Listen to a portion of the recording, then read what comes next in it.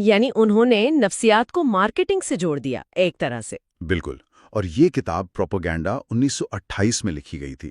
اس کا جو تاریخی پس منظر ہے اسے سمجھنا بہت ضروری ہے۔ 1928 یعنی پہلی جنگ عظیم کے صرف 10 سال بعد اور دوسری جنگ عظیم سے تقریباً ایک دہائی پہلے کا دور۔ جی، یہ ایک ایسا وقت تھا جب صنعتی انقلاب نے معاشرے کو پوری طرح بدل دیا تھا۔ شہروں کی آبادی بہت تیزی سے بڑھ رہی تھی اور نئی ٹیکنالوجیز آ رہی تھیں، جیسے اخبارات، ریڈیو، سنیما۔ ہاں، ان چیزوں نے لاکھوں لوگوں تک ایک ہی وقت میں ایک ہی پیغام پہنچانا ممکن بنا لیا تھا۔ اسی کو ماس سوسائٹی یا بڑے پیمانے پر معاشرہ کہتے ہیں۔ اس کے ابھرنے نے طاقت کی جو حرکیات تھیں انہیں بدل کر رکھ دیا۔ اچھا۔ برنیز نے یہ دیکھا کہ اب عوام کی رائے کو نظر انداز نہیں کیا جا سکتا، بلکہ اسے منظم کرنے اور اس کی رہنمائی کرنے کی ضرورت ہے۔ یہ کتاب اسی ضرورت کا جواب ہے۔ یہ ان میکانزم کی وضاحت کرتی ہے جن کے ذریعے عوام کی رائے پر اثر انداز ہوا جا سکتا ہے۔ اور یہ صرف اشتہار بازی سے کہیں زیادہ گہری چیز ہے نا؟ مطلب یہ عوام کی سوچ اور ان کی عادات کو منظم کرنے کی ایک سائنس ہے۔ یہی اس کتاب کا مرکزی نقطہ ہے، اور یہ بھی واضح کر دوں کہ یہ پروپیگنڈا پر ہماری سیریز کا پہلا حصہ ہے۔ جی۔ اس حصے میں ہم کتاب کے پہلے 2 ابواب کا احاطہ کریں گے۔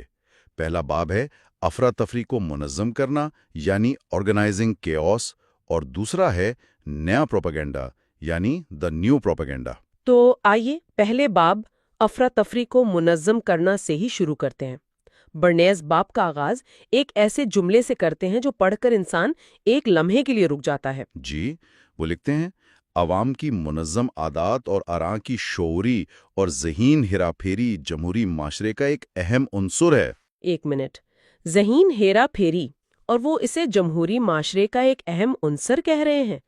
یہ تو جمہوریت کی ہماری سمجھ کے بالکل خلاف بات لگتی ہے۔ بالکل، اور یہ چونکا دینے والا بیان جان بوجھ کر دیا گیا ہے تاکہ قاری کی توجہ حاصل کی جا سکے۔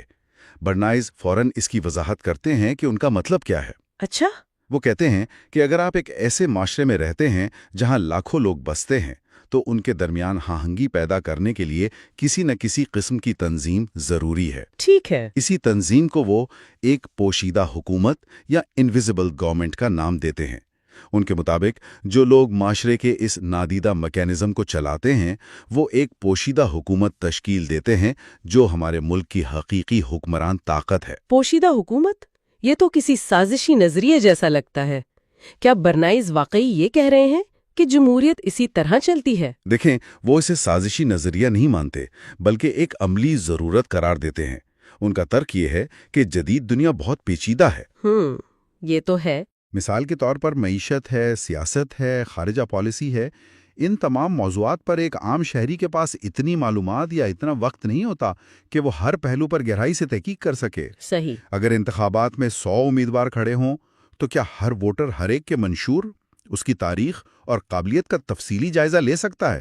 یہ ناممکن ہے۔ نہیں، ظاہر نہیں۔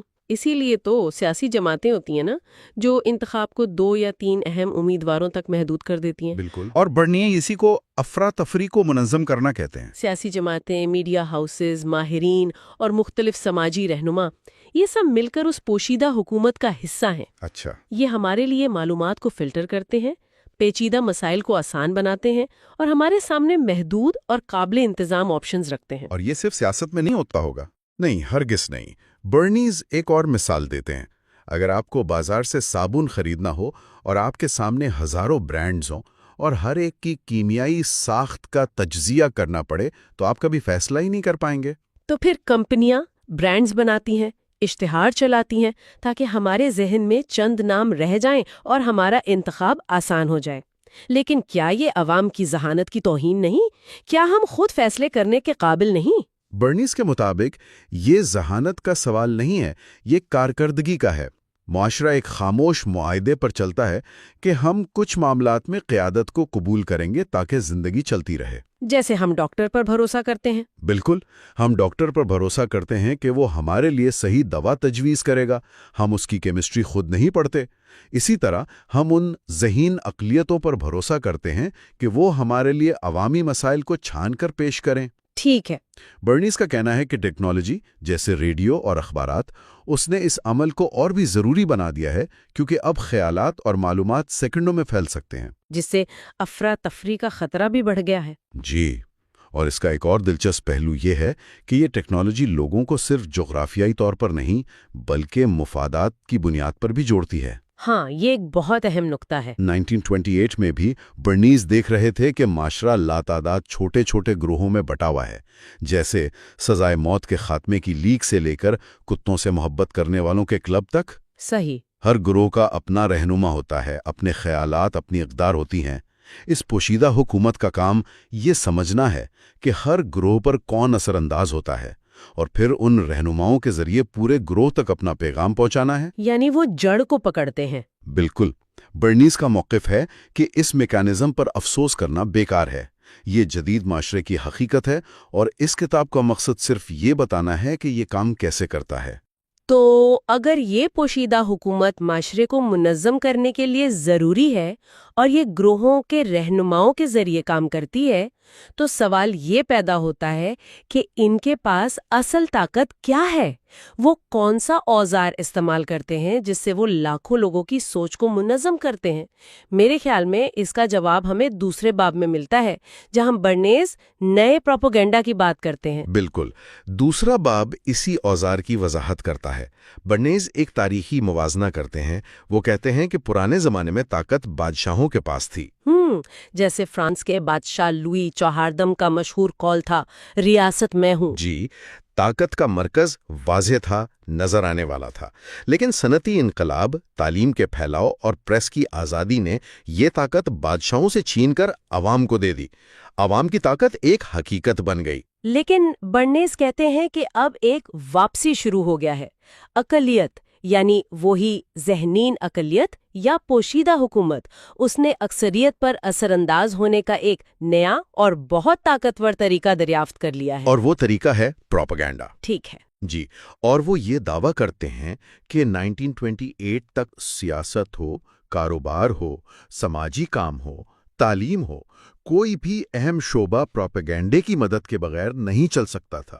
یہ ایک ناگزیر آلہ بن چکا تھا۔ لیکن یہاں وہ ایک اہم وضاحت کرتے ہیں، ہے نا؟ جی، وہ پروپیگنڈا لفظ کے منفی تاثر کی بات کرتے ہیں۔ جنگ کے دوران اس لفظ کا بہت غلط استعمال ہوا تھا، جس کی وجہ سے آج بھی ہم اسے ایک منفی لفظ ہی سمجھتے ہیں۔ ہاں، برنیز اس بات کو تسلیم کرتے ہیں کہ جنگ عظیم اول کے دوران جرمنوں نے اس لفظ کو اتنا استعمال کیا کہ اتحادیوں کے لیے یہ ایک گالی بن گیا، لیکن وہ اس کے اصل معنی کی طرف واپس جانے کی دعوت دیتے ہیں۔ اس کا اصل معنی کیا تھا؟ یہ لفظ 17ویں صدی میں کیتھولک چرچ کی ایک کمیٹی کانگریگیٹیو دے پروپیگنڈا فیڈے سے نکلا تھا۔ اس کا کام دنیا بھر میں عیسائی عقیدے کو پھیلانا یعنی پروپیگیٹ کرنا تھا۔ اچھا، تو یہ تو ایک غیر جانبدار لفظ ہوا، جس کا مطلب ہے کسی نظریے کو پھیلانے کی منظم کوشش۔ بالکل، تو وہ اس کی ایک نئی جدید تعریف پیش کرتے ہیں، اور یہ تعریف بہت اہم ہے۔ کیا ہے وہ تعریف؟ برنیز کے مطابق جدید پروپیگنڈا ہے کسی ادارے، خیال یا گروہ کے ساتھ عوام کے تعلقات کو متاثر کرنے کے لیے واقعات کو تخلیق کرنا یا شکل دینے کی ایک مستقل، پائیدار کوشش۔ مستقل اور پائیدار، یعنی یہ کوئی ایک دن کا اشتہار نہیں، بلکہ ایک طویل مدتی سوچی سمجھی مہم ہے۔ جی، ٹھیک ہے، اگر ہم اس لفظ کو اس کے اصل معنوں میں لیں، تب بھی یہ نیا پروپیگنڈا پرانے طریقوں سے کیسے مختلف ہے؟ پہلے بھی تو اشتہار اور نعرے ہوتے تھے۔ یہ اس باب کا سب سے اہم نقطہ ہے۔ پرانا طریقہ فرد پر براہ راست حملہ کرتا تھا۔ وہ سیدھا اور آپ کہہ سکتے ہیں بے تکلف تھا۔ یعنی اس کا مقصد تکرار کے ذریعے فرد کی مزاحمت کو توڑنا تھا۔ مثال کے طور پر ایک اشتہار بار بار کہتا، آپ ابھی اولیری کی ربڑ کی ایڑیاں خریدیں۔ یہ آپ کی مرضی پر ایک براہ راست حملہ ہے۔ جبکہ نیا طریقہ بہت زیادہ لطیف اور بالواسطہ ہے، یہ فرد کو براہ راست نشانہ نہیں بناتا۔ بالکل، یہ ان سماجی ڈھانچوں اور گروہوں کے ذریعے کام کرتا ہے جن کا ہم نے پہلے باب میں ذکر کیا۔ یہ حالات پیدا کرتا ہے۔ حالات پیدا کرتا ہے؟ جی، تاکہ لوگوں میں جذباتی لہریں پیدا ہوں اور کسی چیز کی طلب خود بخود جنم لے۔ یہ لوگوں کو مجبور نہیں کرتا، بلکہ انہیں آمادہ کرتا ہے۔ اچھا، کہ وہ خود وہی چاہیں جو پروپیگنڈا کرنے والا چاہتا ہے۔ بالکل، اور اس کو سمجھانے کے لیے کتاب میں کچھ بہترین عملی مثالیں دی گئی ہیں۔ آئیے مخمل یعنی ویلویٹ کی مثال لیتے ہیں۔ ٹھیک ہے، تو مخمل بنانے والوں کی صنعت مندی کا شکار تھی، وہ اسے بحال کرنا چاہتے تھے۔ پرانے طریقے سے تو وہ ہر اخبار میں اشتہار دیتے کہ مخمل خوبصورت ہے، مخمل پائیدار ہے، اسے خریدیں۔ لیکن انہوں نے ایسا نہیں کیا۔ انہوں نے ایک فیشن سروس بنائی۔ انہوں نے پیرس کے سب سے مشہور فیشن ڈیزائنرز جسے ورتھ اور لینون کو اس بات پر آمادہ کیا کہ وہ اپنے نئے ڈیزائنوں میں مخمل کا استعمال کریں۔ ٹھیک ہے۔ پھر انہوں نے اعلیٰ سوسائٹی کی جو بااثر خواتین تھیں انہیں مخمل کے گاؤن اور ہیٹ پہننے پر راضی کیا۔ یعنی اس وقت کی انفلوئنسرز۔ آپ کہہ سکتی ہیں۔ جب اخبارات اور فیشن میگزینز نے ان مشہور شخصیات کو مخمل پہنے ہوئے دکھایا اور اسے ایک خبر کے طور پر رپورٹ کیا تو اس نے خریداروں اور عام صارفین کو بہت متاثر کیا۔ انہیں لگا کہ مخمل فیشن میں واپس آ گیا ہے۔ جی، نتیجہ یہ نکلا کہ مخمل کی مانگ میں زبردست اضافہ ہو گیا۔ لوگوں کو لگا کہ یہ فیشن کے نیا ٹرینڈ ہے، نہ کہ کوئی منصوبہ بند مہم۔ تو انہوں نے پروڈکٹ نہیں بیچی، انہوں نے ایک ماحول بنایا، ایک ٹرینڈ سیٹ کیا۔ لوگوں کو لگا کہ وہ فیشن کو فالو کر رہے ہیں، جبکہ دراصل وہ ایک پروپیگنڈا مہم کا حصہ تھے۔ یہ واقعی ذہین ہے۔ ایک اور بہترین مثال بیکن کی ہے۔ فرض کریں ایک کمپنی بیکن کی فروخت بڑھانا چاہتی ہے۔ پرانا طریقہ کیا ہوتا؟ یہی کہ ہر جگہ زیادہ بیکن کھائیں، یہ سستا ہے، یہ توانائی دیتا ہے۔ بالکل، لیکن نیا جدید طریقہ ایک مختلف سوال پوچھتا ہے۔ لوگوں کے کھانے کی عادات کو کون متاثر کرتا ہے؟ جواب واضح، ڈاکٹر۔ صحیح۔ تو پبلک ریلیشنز کاؤنسل یعنی پروپیگنڈا کرنے والے تقریباً 5000 ڈاکٹروں سے رابطہ کرتے ہیں۔ وہ ان سے یہ نہیں کہتے کہ بیکن کی سفارش کریں۔ تو پھر وہ کیا کہتے ہیں؟ وہ صرف ایک سوال پوچھتے ہیں، کیا آپ اس بات سے متفق ہیں کہ ایک بھرپور ناشتہ جیسے بیکن اور انڈے صحت کے لیے ہلکے ناشتے سے بہتر ہے؟ کیونکہ جسم دن میں توانائی کھو دیتا ہے اور اسے صبح بھرپور توانائی کی ضرورت ہوتی ہے۔ یہ ایک ایسا سوال ہے جس کا جواب زیادہ تر ڈاکٹر ہاں میں ہی دیں گے۔ اور ایسا ہی ہوا۔ زیادہ تر ڈاکٹر متفق ہو گئے۔ پھر ان نتائج کو ملک بھر کے اخبارات میں شائع کرایا گیا، اس سرخی کے ساتھ کہ ڈاکٹروں کا کہنا ہے کہ بھرپور ناشتہ صحت کے لیے ضروری ہے۔ اچھا۔ اس کے بعد لاکھوں لوگوں نے اپنے ڈاکٹروں کے مشورے پر عمل کرتے ہوئے بھرپور ناشتہ کرنا شروع کر دیا، جس میں اکثر بیکن اور انڈے شامل ہوتے تھے۔ اور اس پوری مہم میں بیکن کا نام تک نہیں لیا گیا، صرف ایک خیال بیچا گیا، ایک عادت بیچی گئی۔ وہی بات، یہ کمال ہے۔ اور تیسری مثال پیانو کی ہے۔ پیانو خریدو کہنے کے بجائے جدید پروپیگنڈا کرنے والا معاشرے میں میوزک روم کا رجحان پیدا کرے گا۔ یہ کیسے کام کرے گا؟ دیکھیں، وہ مشہور انٹیریئر ڈیکوریٹرز کے ساتھ مل کر خوبصورت ماڈل میوزک رومز کی نمائش کا اہتمام کرے گا۔ ان نمائشوں میں مشہور موسیقاروں، فنکاروں اور سماجی شخصیات کو مدعو کیا جائے گا۔ اخبارات اور میگزینز ان ایونٹس کی کوریج کریں گے، جس سے یہ خیال عوام میں پھیلے گا کہ ایک پڑھے لکھے مہذب گھر میں ایک میوزک روم کا ہونا ایک اچھی اور جدید بات ہے۔ بالکل۔ اور جب یہ رجحان پھیل جائے گا تو آرکیٹیکٹس اپنے گھروں کے ڈیزائن میں میوزک روم شامل کرنا شروع کر دیں گے۔ اور یہ خیال اخبارات اور میگزینز کے ذریعے عوام تک پہنچے گا۔ آخر کار ایک شخص جس سے لگے گا کہ اس کے گھر میں ایک میوزک روم ہونا چاہیے، وہ خود سوچے گا اس میوزک روم کے لیے مجھے ایک پیانو کی ضرورت ہے۔ جی، وہ خود دکان پر جائے گا اور کہے گا برائے کرم مجھے ایک پیانو بھیج دیں۔ یہی نئے پروپیگنڈا کی طاقت ہے۔ پرانے طریقے میں بیچنے والا کہتا تھا پیانو خریدو، اور نئے طریقے میں خریدار خود آ کر کہتا ہے مجھے پیانو بیچو۔ اس نے صرف ایک پروڈکٹ نہیں بیچی، بلکہ ایک خواہش پیدا کی، ایک ضرورت تخلیق کی۔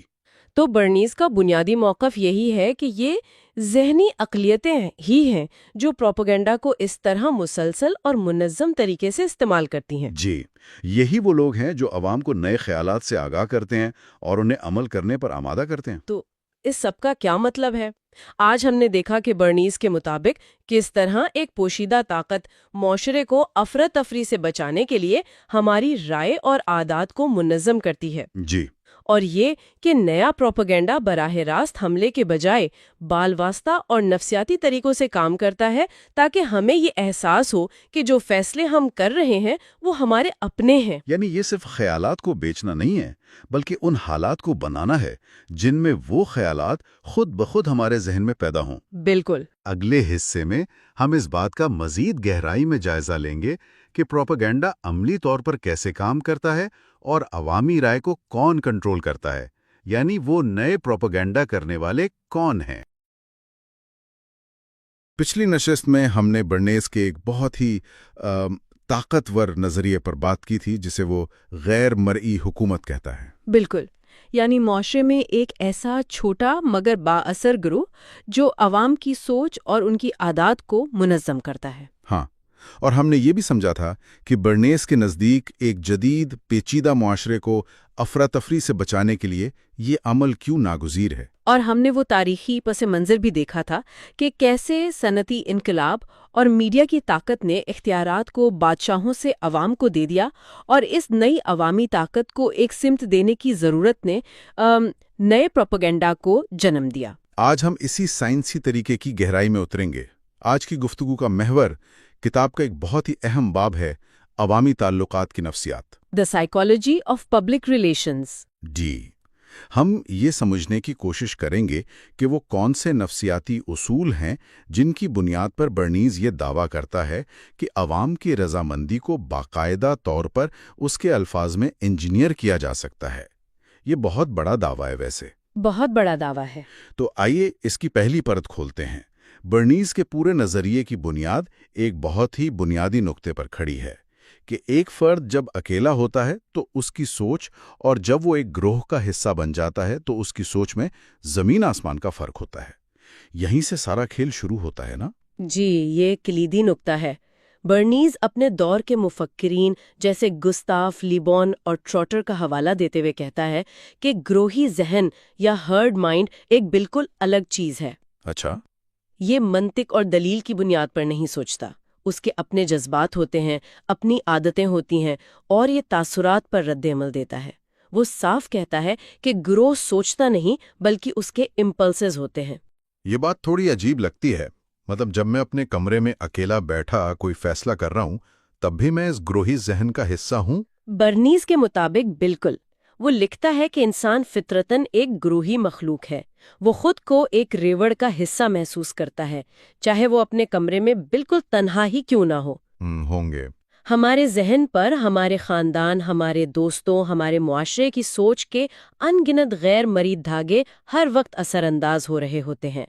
ہم سمجھتے ہیں کہ ہم آزادانہ طور پر سوچ رہے ہیں، لیکن اصل میں ایسا نہیں ہوتا۔ کیا اس کی کوئی عملی مثال ہے؟ کیونکہ یہ خیال سننے میں کافی تجریدی سا لگ رہا ہے۔ برنیز ایک بہت ہی شاندار مثال دیتا ہے جو آج بھی اتنی ہی متعلقہ ہے۔ فرض کریں ایک شخص ایک نئی کار خریدتا ہے۔ ٹھیک ہے۔ اگر آپ اس سے پوچھیں گے تو وہ کہے گا کہ میں نے اس گاڑی کے انجن، اس کی مائلیج اور اس کی تکنیکی خصوصیات کا گہرائی سے جائزہ لینے کے بعد یہ فیصلہ کیا ہے۔ جو کہ ہم سب کرتے ہیں، خود کو ایک منطقی خریدار ثابت کرنے کی کوشش۔ بالکل، لیکن برنیز کہتا ہے کہ حقیقت میں اس کے فیصلے کے پیچھے وہ اصل محرکات کچھ اور ہو سکتے ہیں۔ جیسے؟ ہو سکتا ہے اس نے وہ گاڑی اس لیے خریدی ہو کیونکہ اس کے دفتر میں جس شخص کی وہ بہت عزت کرتا ہے اس نے پچھلے ہفتے ہی وہی گاڑی خریدی تھی، یا ہو سکتا ہے اس کے پڑوسیوں کا خیال تھا کہ وہ اتنی مہنگی گاڑی نہیں خرید سکتا اور وہ انہیں غلط ثابت کرنا چاہتا تھا۔ اچھا، یعنی سماجی دباؤ؟ جی، یا شاید، اور یہ سب سے دلچسپ ہے، اس گاڑی کا رنگ بالکل وہی تھا جو اس کے کالج کا رنگ تھا، اور اس رنگ سے اس کے لاشعور میں اچھی یادیں وابستہ تھیں۔ یہ وہ اصل نفسیاتی محرکات ہیں جن کا ہمیں خود بھی علم نہیں ہوتا۔ واہ! اچھا، تو اگر گروہی ذہن اتنا غیر منطقی اور جذباتی ہے اور ہمارے انفرادی فیصلے بھی لاشعوری خواہشات سے بھرے ہوئے ہیں، تو پھر ایک پروپیگنڈا کرنے والا اسے کنٹرول کیسے کرتا ہے؟ یہی تو اصل سوال ہے۔ آپ اس سے دلیل تو نہیں کر سکتے نا؟ پھر وہ کون سے اوزار ہیں جن کا استعمال کیا جاتا ہے؟ برنیز اس کے لیے 2 بنیادی اوزار بتاتا ہے۔ سب سے پہلا اور سب سے سیدھا راستہ ہے لیڈرشپ کا استعمال۔ لیڈرشپ؟ صحیح۔ عوام کو متاثر کرنے کے بجائے ان کے لیڈروں کو متاثر کرو۔ ہر گروہ کے اپنے قابل اعتماد رہنما ہوتے ہیں۔ ٹھیک ہے۔ برنیز کہتا ہے کہ اگر آپ ان رہنماؤں کو اپنے مقصد کے لیے قائل کر لیں تو آپ کو پورے گروہ کو قائل کرنے کی ضرورت نہیں پڑتی۔ گروہ کا پہلا رد عمل اپنے رہنما کی پیروی کرنا ہوتا ہے۔ یہ تو سمجھ میں آتا ہے، یعنی جڑ کو پکڑو، شاخیں خود ہی ساتھ آ جائیں گی۔ لیکن کیا ہو اگر کوئی واضح لیڈر نہ ہو یا ان تک پہنچنا ممکن نہ ہو؟ ایسی صورت میں دوسرا اور شاید زیادہ طاقتور اوزار استعمال ہوتا ہے: کلیشے، مخصوص الفاظ اور علامتیں۔ مانسک شارٹ کٹس۔ بالکل، یہ وہ چیزیں ہیں جو خیالات اور تجربات کے ایک پورے مجموعے کی نمائندگی کرتی ہیں۔ برنیز مثال دیتا ہے کہ اس کے دور میں بالشوک کا لفظ عوام کو کسی بھی نئے خیال سے ڈرانے کے لیے ایک مؤثر ہتھیار بن گیا تھا۔ یہ تو الفاظ کا کھیل ہے، یعنی آپ اصل مسئلے پر بات نہیں کرتے، آپ صرف ایک لیبل لگا دیتے ہیں جو لوگوں کے ذہن میں پہلے سے موجود خوف کو جگا دیتا ہے۔ جی، اس کی ایک اور بہترین مثال ہسپتال کی ہے۔ جنگ عظیم اول کے دوران برطانیہ میں ایویکویشن ہسپتال پر بہت تنقید ہونے لگی۔ اچھا۔ وہاں زخمیوں کا علاج عوام کی توقعات پر پورا نہیں اتر رہا تھا۔ اب حکومت کے لیے لاکھوں لوگوں کو یہ سمجھانا کہ یہ ایک خاص قسم کا ہنگامی ہسپتال ہے، تقریباً ناممکن کام تھا۔ تو پروپیگنڈا کرنے والوں نے کیا کیا؟ انہوں نے ایک بہت ہی ہوشیار کام کیا۔ انہوں نے صرف اس کا نام بدل کر ایویکویشن پوسٹ رکھ دیا۔ صرف نام بدل دیا؟ جی، صرف ایک لفظ کی تبدیلی، اور تنقید کا طوفان تھم گیا۔ یہ تو ناقابل یقین ہے۔ صرف ایک لفظ بدلنے سے اتنا بڑا فرق کیسے پڑ گیا؟ مسئلہ تو وہیں کا وہی تھا۔ فرق اس لیے پڑا کیونکہ مسئلہ حقیقت میں نہیں بلکہ لوگوں کی نفسیات میں تھا۔ ہسپتال کے لفظ سے عوام کے ذہن میں طویل اور مکمل دیکھ بھال کا تصور جڑا ہوا تھا۔ صحیح۔ لیکن پوسٹ کا لفظ سن کر ذہن میں ایک چھوٹی، ہنگامی اور عارضی جگہ کا تصور آتا ہے، جیسے کوئی فرسٹ ایڈ پوسٹ۔ کسی کو بھی ایک پوسٹ سے مکمل علاج کی توقع نہیں ہوتی۔ تو انہوں نے مسئلہ حل نہیں کیا، مسئلے کے بارے میں تاثر بدل دیا۔ بالکل، اور یہ واقعی ذہن کے ساتھ کھیلنے والی بات ہے۔ اور یہیں سے برنیز پرانے اور نئے پروپیگنڈا یا پرانی اور نئی سیلز مین شپ کے درمیان ایک بہت واضح لکیر کھینچتا ہے۔ یہ اس باب کا میرے خیال میں سب سے اہم حصہ ہے۔ جی، یہ اس کی سوچ کا مرکزی خیال ہے۔ پرانا طریقہ جسے وہ ری ایکشن سائیکالوجی کہتا ہے، اس نظریے پر مبنی تھا کہ انسانی ذہن ایک مشین کی طرح ہے۔ آپ ایک بٹن دباتے ہیں اور ایک مخصوص رد عمل آتا ہے۔ اچھا۔ اس نظریے کے تحت ایک ہی پیغام کو بار بار، ہزاروں بار دہرایا جاتا تھا تاکہ لوگوں کی عادت بن جائے اور وہ اس پر یقین کرنے لگ جائیں۔ یہ ایک طرح کا ذہنی ہتھوڑا تھا۔ جیسے بیکن کے وہ پرانے اشتہارات جن کی برنیز نے مثال دی ہے: بیکن زیادہ کھائیں، بیکن کھائیں کیونکہ یہ سستا ہے، بیکن کھائیں کیونکہ یہ توانائی دیتا ہے۔ جی، یہ فرد پر ایک براہ راست حملہ تھا جس کا مقصد اس کی مزاحمت کو توڑنا اور اپنی بات اس کے ذہن میں ٹھونسنا تھا۔ جبکہ نیا پروپیگنڈا کرنے والا وہ یہ راستہ اختیار نہیں کرتا ہے۔ بالکل نہیں۔ وہ جو گروہی نفسیات کے ان اصولوں کو سمجھتا ہے، وہ عوام سے براہ راست کچھ خریدنے کو نہیں کہتا۔ وہ فروخت کے خلاف مزاحمت کو توڑنے کے بجائے اسے مکمل طور پر نظر انداز کر دیتا ہے۔ تو کرتا کیا ہے؟ اس کا کام ہے حالات پیدا کرنا۔ وہ ایسا ماحول بناتا ہے جس میں وہ خواہش خود بخود جنم لیتی ہے۔ آئیے بیکن کی اسی مثال کو نئے طریقے سے دیکھتے ہیں۔ نیا سیلز مین یہ نہیں کہے گا کہ بیکن کھاؤ، تو وہ کیا کرے گا؟ وہ پہلے سوچے گا لوگوں کی کھانے کی عادات پر سب سے زیادہ کون اثر انداز ہوتا ہے۔ ڈاکٹرز؟ بالکل، جواب واضح ہے، ڈاکٹر۔ اس کے بعد وہ ملک کے نامور ڈاکٹروں کے پاس جائے گا اور انہیں اس بات پر قائل کرنے کی کوشش کرے گا کہ وہ عوامی طور پر کہیں کہ ناشتے میں بیکن کھانا ایک صحت مند عادت ہے۔ اچھا۔ وہ جانتا ہے کہ ایک بہت بڑی تعداد میں لوگ اپنے ڈاکٹروں کی نصیحت پر آنکھیں بند کر کے عمل کریں گے، کیونکہ ڈاکٹر ایک قابل اعتماد اتھارٹی ہے۔ اس طرح بیکن کی فروخت خود بخود بڑھ جائے گی۔ بغیر کسی کو یہ کہے کہ بیکن خریدو، یہ تو کمال کی حکمت عملی ہے۔ جی، یعنی آپ پروڈکٹ نہیں بیچ رہے، آپ ایک ایسا خیال بیچ رہے ہیں جو بالآخر آپ کی پروڈکٹ کی فروخت کا باعث بنے گا۔ اور اس بواسطہ طریقے کی سب سے شاندار مثال جو کتاب میں ہے وہ پیانو کی ہے۔ اوہو، وہ تو بہترین مثال ہے۔ پرانا اشتہار سیدھا سیدھا کہتا تھا، ایک موزارٹ پیانو خریدیں، یہ سستا ہے اور سالوں چلے گا۔ یہ ایک براہ راست اپیل تھی۔ جی، لیکن نیا پروپیگنڈا کرنے والا جانتا ہے کہ آج کے دور میں ایک خاندان کے پاس محدود پیسہ ہے اور پیانو خریدنے کا فیصلہ ایک نئی کار یا ایک نئے ریڈیو خریدنے کے فیصلے سے مقابلہ کر رہا ہے۔ تو وہ پیانو کی خوبیوں پر بات نہیں کرے گا؟ نہیں کرے گا۔ اس کے بجائے وہ گھر میں ایک میوزک روم رکھنے کے خیال کو فروغ دے گا۔ یہ ایک ایسا خیال ہے جو لوگوں کی گھر سے محبت، سٹیٹس اور ثقافت سے جڑی گہری جبلتوں کو اپیل کرتا ہے۔ اور وہ اس خیال کو فروغ کیسے دے گا؟ یہ صرف ایک خیال ہے، کوئی ٹھوس چیز تو نہیں؟ وہ اسے ٹھوس بنائے گا۔ وہ ملک کے مشہور انٹیریئر ڈیکوریٹرز کے ساتھ مل کر مختلف تاریخی ادوار کے میوزک رومز کی نمائشوں کا اہتمام کرے گا۔ اچھا، ان کمروں کو قیمتی فرنیچر اور نایاب فنپاروں سے سجایا جائے گا تاکہ انہیں وقار اور حیثیت ملے۔ پھر اس نمائش میں عوامی دلچسپی پیدا کرنے کے لیے وہ ایک شاندار تقریب منعقد کرے گا۔ اور اس میں وہ بااثر شخصیات کو بلائے گا، جیسے معروف موسیقار، مشہور فنکار، سماجی رہنما۔ بالکل۔ جب عوام دیکھیں گے کہ ان کے لیڈرز اس خیال کی حمایت کر رہے ہیں تو یہ خیال ان کے ذہن میں مزید مضبوط ہو جائے گا۔ یہی نہیں، وہ آگے بڑھ کر مشہور آرکیٹیکٹس کو بھی اس بات پر قائل کرے گا کہ وہ اپنے نئے گھروں کے ڈیزائن میں میوزک روم کو ایک لازمی جز کے طور پر شامل کریں۔ اور جب بڑے آرکیٹیکٹس ایسا کریں گے تو چھوٹے آرکیٹیکٹس بھی ان کی تقلید کریں گے۔ اس کا نتیجہ یہ نکلے گا کہ عوام کے ذہن میں میوزک روم کا خیال ایک فیشن، ایک ضرورت بن کر بس جائے گا۔ اور پھر پیانو خریدنے کا خیال انہیں کسی اشتہار کا نتیجہ نہیں بلکہ اپنا ذاتی خیال محسوس ہوگا۔ بالکل۔ اور آخر میں نتیجہ یہ نکلے گا کہ پرانے طریقے میں مینوفیکچرر خریدار کے پیچھے بھاگ رہا تھا، پلیز ایک پیانو خریدو، لیکن نئے طریقے نے اس پورے عمل کو الٹ دیا ہے۔ اب خریدار خود مینوفیکچرر سے کہے گا، پلیز مجھے ایک پیانو بیچو۔ یہی رضامندی کی انجینئرنگ کی بہترین مثال ہے۔ اس تکنیک کا ایک اور عملی مظاہرہ آئیوری صابن کی قومی مجسمہ سازی مقابلے کی مہم میں نظر آتا ہے۔ یہ بھی ایک زبردست کیس اسٹڈی ہے۔ جی ہاں، پراکٹر اینڈ گیمبل کمپنی نے سفید صابن سے مجسمہ سازی کے لیے قومی سطح پر انعامات کا ایک سلسلہ شروع کیا، لیکن انہوں نے صرف مقابلہ نہیں کرایا۔ انہوں نے کیا کیا؟ نامور فنکاروں اور مجسمہ سازوں کو اس مہم کا حصہ بنایا۔ اس سے یہ مقابلہ صرف ایک تجارتی سرگرمی نہیں رہا، بلکہ اسے ایک تعلیمی اور فنی تحریک کی حیثیت مل گئی۔ تو ملک بھر کے اسکولوں میں بچوں کو آرٹ کی کلاسوں میں صابن سے مجسمے بنانا سکھایا جانے لگا۔ جی۔ اور اس ایک مہم نے، جیسا کہ برنیز لکھتا ہے، کئی نفسیاتی تاروں کو ایک ساتھ چھیڑ دیا۔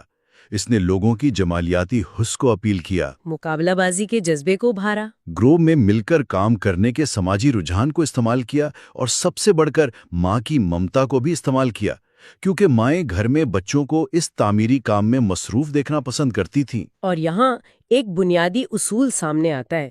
لیڈر یا ماہرین کسی مہم کی حمایت صرف تب کرتے ہیں جب اس مہم کے مقاصد ان کے اپنے مفادات سے ہم آہنگ ہوں۔ اچھا، یہ بہت اہم نکتہ ہے۔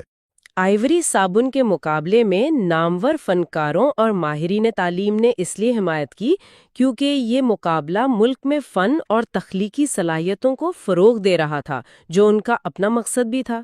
تو پروپیگنڈا کرنے والے کا اصل کام ہی یہی ہے کہ وہ اپنے کلائنٹ کے تجارتی مفاد اور معاشرے کے بااثر گروہوں کے نظریاتی مفادات کے درمیان یہ مشترکہ زمین تلاش کرے۔ بالکل۔ یہ تو بہت گہری بات ہے۔ یعنی یہ صرف پیسے کا کھیل نہیں ہے بلکہ مفادات کی ہاں آہنگی کا کھیل ہے۔ آپ کسی کو تب تک اپنی طرف نہیں لا سکتے جب تک آپ یہ نہ ثابت کر دیں کہ آپ کا مقصد ان کے مقصد کو بھی آگے بڑھاتا ہے۔ یہ ایک طرح سے ون ون صورتحال پیدا کرنا ہے۔ بالکل۔ ایک ریلوے کمپنی اپنے کاروبار کو بڑھانا چاہتی ہے۔ پرانا طریقہ یہ ہوگا کہ وہ اپنی سروس کے اشتہار دے۔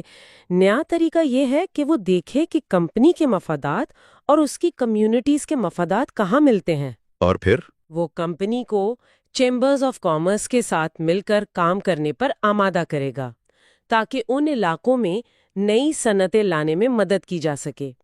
جب علاقے میں معاشی ترقی ہوگی تو ریلوے کا کاروبار خود بخود بڑھ جائے گا۔ یہ ایک دوسرے کے مفادات کا باہمی تعامل ہے۔ جی۔ تو آج کی گفتگو کا اگر خلاصہ کیا جائے تو ہم نے یہ دیکھا کہ برنیز کے مطابق عوامی ذہن کوئی منطقی شے نہیں ہے۔ یہ جذبات، عادات اور علامتوں کا ایک ایسا میدان ہے جسے ماہرانہ طریقے سے منظم کیا جا سکتا ہے۔ اور فرد کی نفسیات اور گروہ کی نفسیات میں بہت بڑا فرق ہے، اور پروپیگنڈا کا اصل ہدف فرد نہیں بلکہ گروہ ہوتا ہے۔ اور اس گروہ کو منظم کرنے کا طریقہ براہ راست احکامات دینا یا دلیل دینا نہیں بلکہ بالواسطہ طور پر حالات پیدا کرنا ہے، لیڈروں اور ماہرین کو متاثر کرنا ہے، اور لوگوں کی ان گہری اور لاشعوری خواہشات کو سمجھنا ہے جن سے وہ خود بھی واقف نہیں۔ تو اصل کھیل یہ نہیں ہے کہ آپ کو کوئی چیز بیچی جائے، اصل کھیل یہ ہے کہ آپ کے اندر اس چیز کی خواہش پیدا کی جائے اور آپ کو لگے کہ یہ خیال آپ کا اپنا تھا۔ برنیز نے 100 سال پہلے جس رضامندی کی انجینئرنگ کی بات کی تھی، آج کا پورا انفلوئنسر مارکیٹنگ اور برانڈنگ کا نظام اسی ایک خیال پر کھڑا ہے۔ بالکل اسی پر۔ ہماری اگلی گفتگو میں ہم اس بات کا جائزہ لیں گے کہ پروپیگنڈا کے یہ اوزار اور حکمت عملیاں سیاست، قیادت اور جمہوری نظاموں میں کیسے کام کرتی ہیں۔ پچھلی گفتگو میں ہم نے پروپیگنڈا کی نفسیات اور اس کے بنیادی اصولوں پر بات کی تھی، لیکن آج ہم اس موضوع کو ایک قدم اور آگے لے جا رہے ہیں۔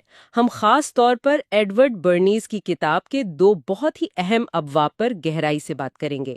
ایک ہے پروپیگنڈا اور سیاسی قیادت، اور دوسرا وہ حصہ جو جمہوریت میں پروپیگنڈا کے کردار پر روشنی ڈالتا ہے۔ اور یہ آج کے دور کے لیے شاید سب سے اہم بحث ہے۔ ہم یہ سمجھنے کی کوشش کریں گے کہ برنیز کے مطابق ایک آزاد اور جمہوری معاشرے میں پروپیگنڈا صرف ممکن ہی نہیں بلکہ ضروری کیوں ہے۔ یہ خیال اپنے آپ میں بہت متنازع ہے۔ بالکل، ہم دیکھیں گے کہ عوام کی رائے کو بغیر کسی ظاہری دباؤ یا جبر کے کیسے بنایا اور بدلا جاتا ہے، اور سیاسی رہنما اس فن کو، اس سائنس کو کس طرح استعمال کرتے ہیں۔ جی ہاں، اور یہیں سے سب سے بڑا سوال پیدا ہوتا ہے جس نے مجھے اس کتاب کو پڑھتے ہوئے بہت سوچنے پر مجبور کیا۔ کیا جمہوریت، جیسا کہ ہم اسے جانتے اور سمجھتے ہیں، واقعی کروڑوں لوگوں کی آزاد مرضی کا اظہار ہے؟ یا پھر عوام کی اس مرضی کو پردے کے پیچھے کچھ نادیدہ قوتیں تشکیل دے رہی ہیں؟ یہ ایک بے چین کر دینے والا سوال ہے، اور آئیے آج اس کی تہہ تک پہنچنے کی کوشش کرتے ہیں۔ اس بحث کو شروع کرنے کے لیے میرے خیال میں برنیز کے بنیادی مقدمے کو سمجھنا بہت ضروری ہے۔ وہ کہتے ہیں کہ جدید جمہوری معاشرہ ناقابل یقین حد تک بڑا اور پیچیدہ ہے۔ اتنے سارے مسائل، اتنی ساری معلومات، اتنے سارے امیدوار۔ یعنی معلومات کا ایک سیلاب ہے جس میں عام انسان ڈوب سکتا ہے۔ بالکل، اور ان کے خیال میں ایک عام شہری جو اپنے روزمرہ کے کاموں میں مصروف ہے، اس کے لیے یہ تقریباً ناممکن ہے کہ وہ ہر عوامی معاملے پر گہرائی سے تحقیق کر کے ایک باخبر اور آزادانہ رائے قائم کر سکے۔ اور اسی پیچیدگی اور معلومات کے سیلاب کی وجہ سے برنیز کہتے ہیں ایک ایسی نادیدہ حکومت یعنی انویزیبل گورنمنٹ خود بخود وجود میں آ جاتی ہے۔ ایک منٹ، نادیدہ حکومت، یہ لفظ سنتے ہی ذہن میں سازشی نظریات آنے لگتے ہیں۔ جی بالکل۔ کیا وہ کسی خفیہ تنظیم یا کسی الومناٹی جیسے گروہ کی بات کر رہے ہیں جو پردے کے پیچھے سے سب کچھ کنٹرول کر رہا ہے؟ یہ ایک بہت اہم نقطہ ہے، اور برنیز اس کی فوراً وضاحت کرتے ہیں۔ ان کے لیے یہ کوئی سازش نہیں ہے، وہ اسے معاشرے کے چلنے کا ایک منطقی اور قدرتی نتیجہ قرار دیتے ہیں۔ اچھا، یہ نادیدہ حکومت ان چند لوگوں پر مشتمل ہے جو عوام کی نفسیات، ان کے تعصبات، ان کی خواہشات اور سماجی رویوں کو سمجھتے ہیں۔ برنیز کے الفاظ میں یہی وہ لوگ ہیں جو ان تاروں کو کھینچتے ہیں جو عوامی ذہن کو کنٹرول کرتی ہیں۔ اچھا، تو یہ کوئی خفیہ سازش نہیں بلکہ ایک طرح کی سماجی ضرورت ہے، مطلب معاشرے کو افراتفری سے بچانے کا ایک نظام۔ جی ہاں، بالکل۔ وہ اس کی ایک بہترین مثال دیتے ہیں جو اس تصور کو بالکل واضح کر دیتی ہے۔ وہ کہتے ہیں کہ نظریاتی طور پر تو جمہوریت میں ہر شہری کو حق ہے کہ وہ کسی بھی شخص کو ووٹ دے سکتا ہے۔ جی، لیکن ذرا تصور کریں، اگر لاکھوں لوگ ہزاروں امیدواروں میں سے کسی ایک کو منتخب کرنے کی کوشش کریں تو نتیجہ کیا ہوگا؟ صرف اور صرف افراتفری اور بے یقینی، کوئی بھی واضح مینڈیٹ کے ساتھ نہیں جیت پائے گا۔ بالکل۔ یہ بات تو درست ہے۔ اسی لیے تو سیاسی جماعتیں ہوتی ہیں جو انتخابات کو 2، 3 یا چند بڑے امیدواروں تک محدود کر دیتی ہیں۔ تو کیا برنیز یہ کہہ رہے ہیں کہ سیاسی جماعتیں بھی اسی نادیدہ حکومت کا حصہ ہیں جو ہمارے لیے سلیکشن کو فلٹر کرتی ہیں؟ ہاں، فلٹر کرتی ہیں۔ ان کے نزدیک یہ نادیدہ گورنرز اس لیے ضروری ہیں تاکہ معاشرہ منظم طریقے سے چل سکے۔ اگر ہر شخص ہر چیز کا خود تجزیہ کرنے لگے، چاہے وہ صبح اٹھ کر ٹوتھ پیسٹ خریدنا ہو یا ملک کے معاشی مستقبل کا فیصلہ کرنا ہو، تو ہماری زندگی مفلوج ہو جائے گی۔ صحیح۔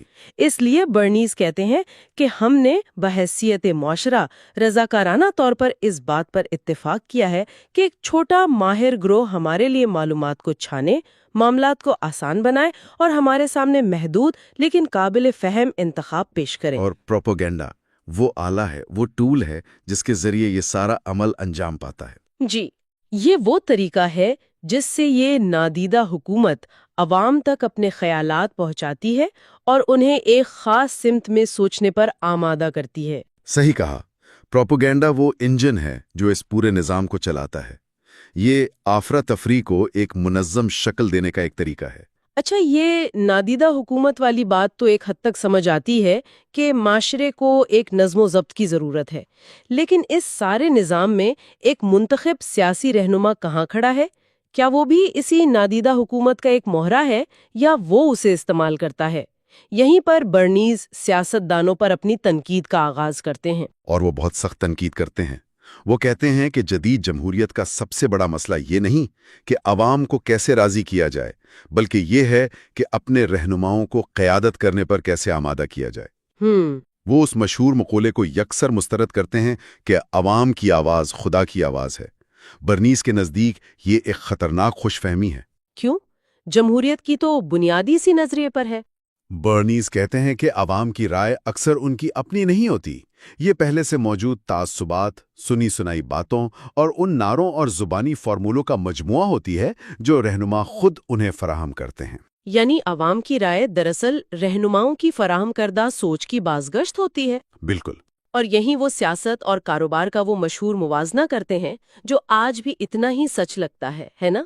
وہ کہتے ہیں کہ سیاست عوام پر اثر انداز ہونے کے فن میں کاروبار سے دہائیوں پیچھے ہے۔ جی، وہ کہتے ہیں کہ کاروباری دنیا نے تو عوام کی نفسیات کو سمجھ کر انہیں اپنی مصنوعات بیچنے کا فن کمال تک پہنچا دیا ہے، جبکہ سیاستدان اب بھی پرانے، گھسے پٹے اور غیر مؤثر طریقے استعمال کر رہے ہیں۔ وہ اس کی ایک ایسی مثال دیتے ہیں جو آنکھیں کھول دیتی ہے۔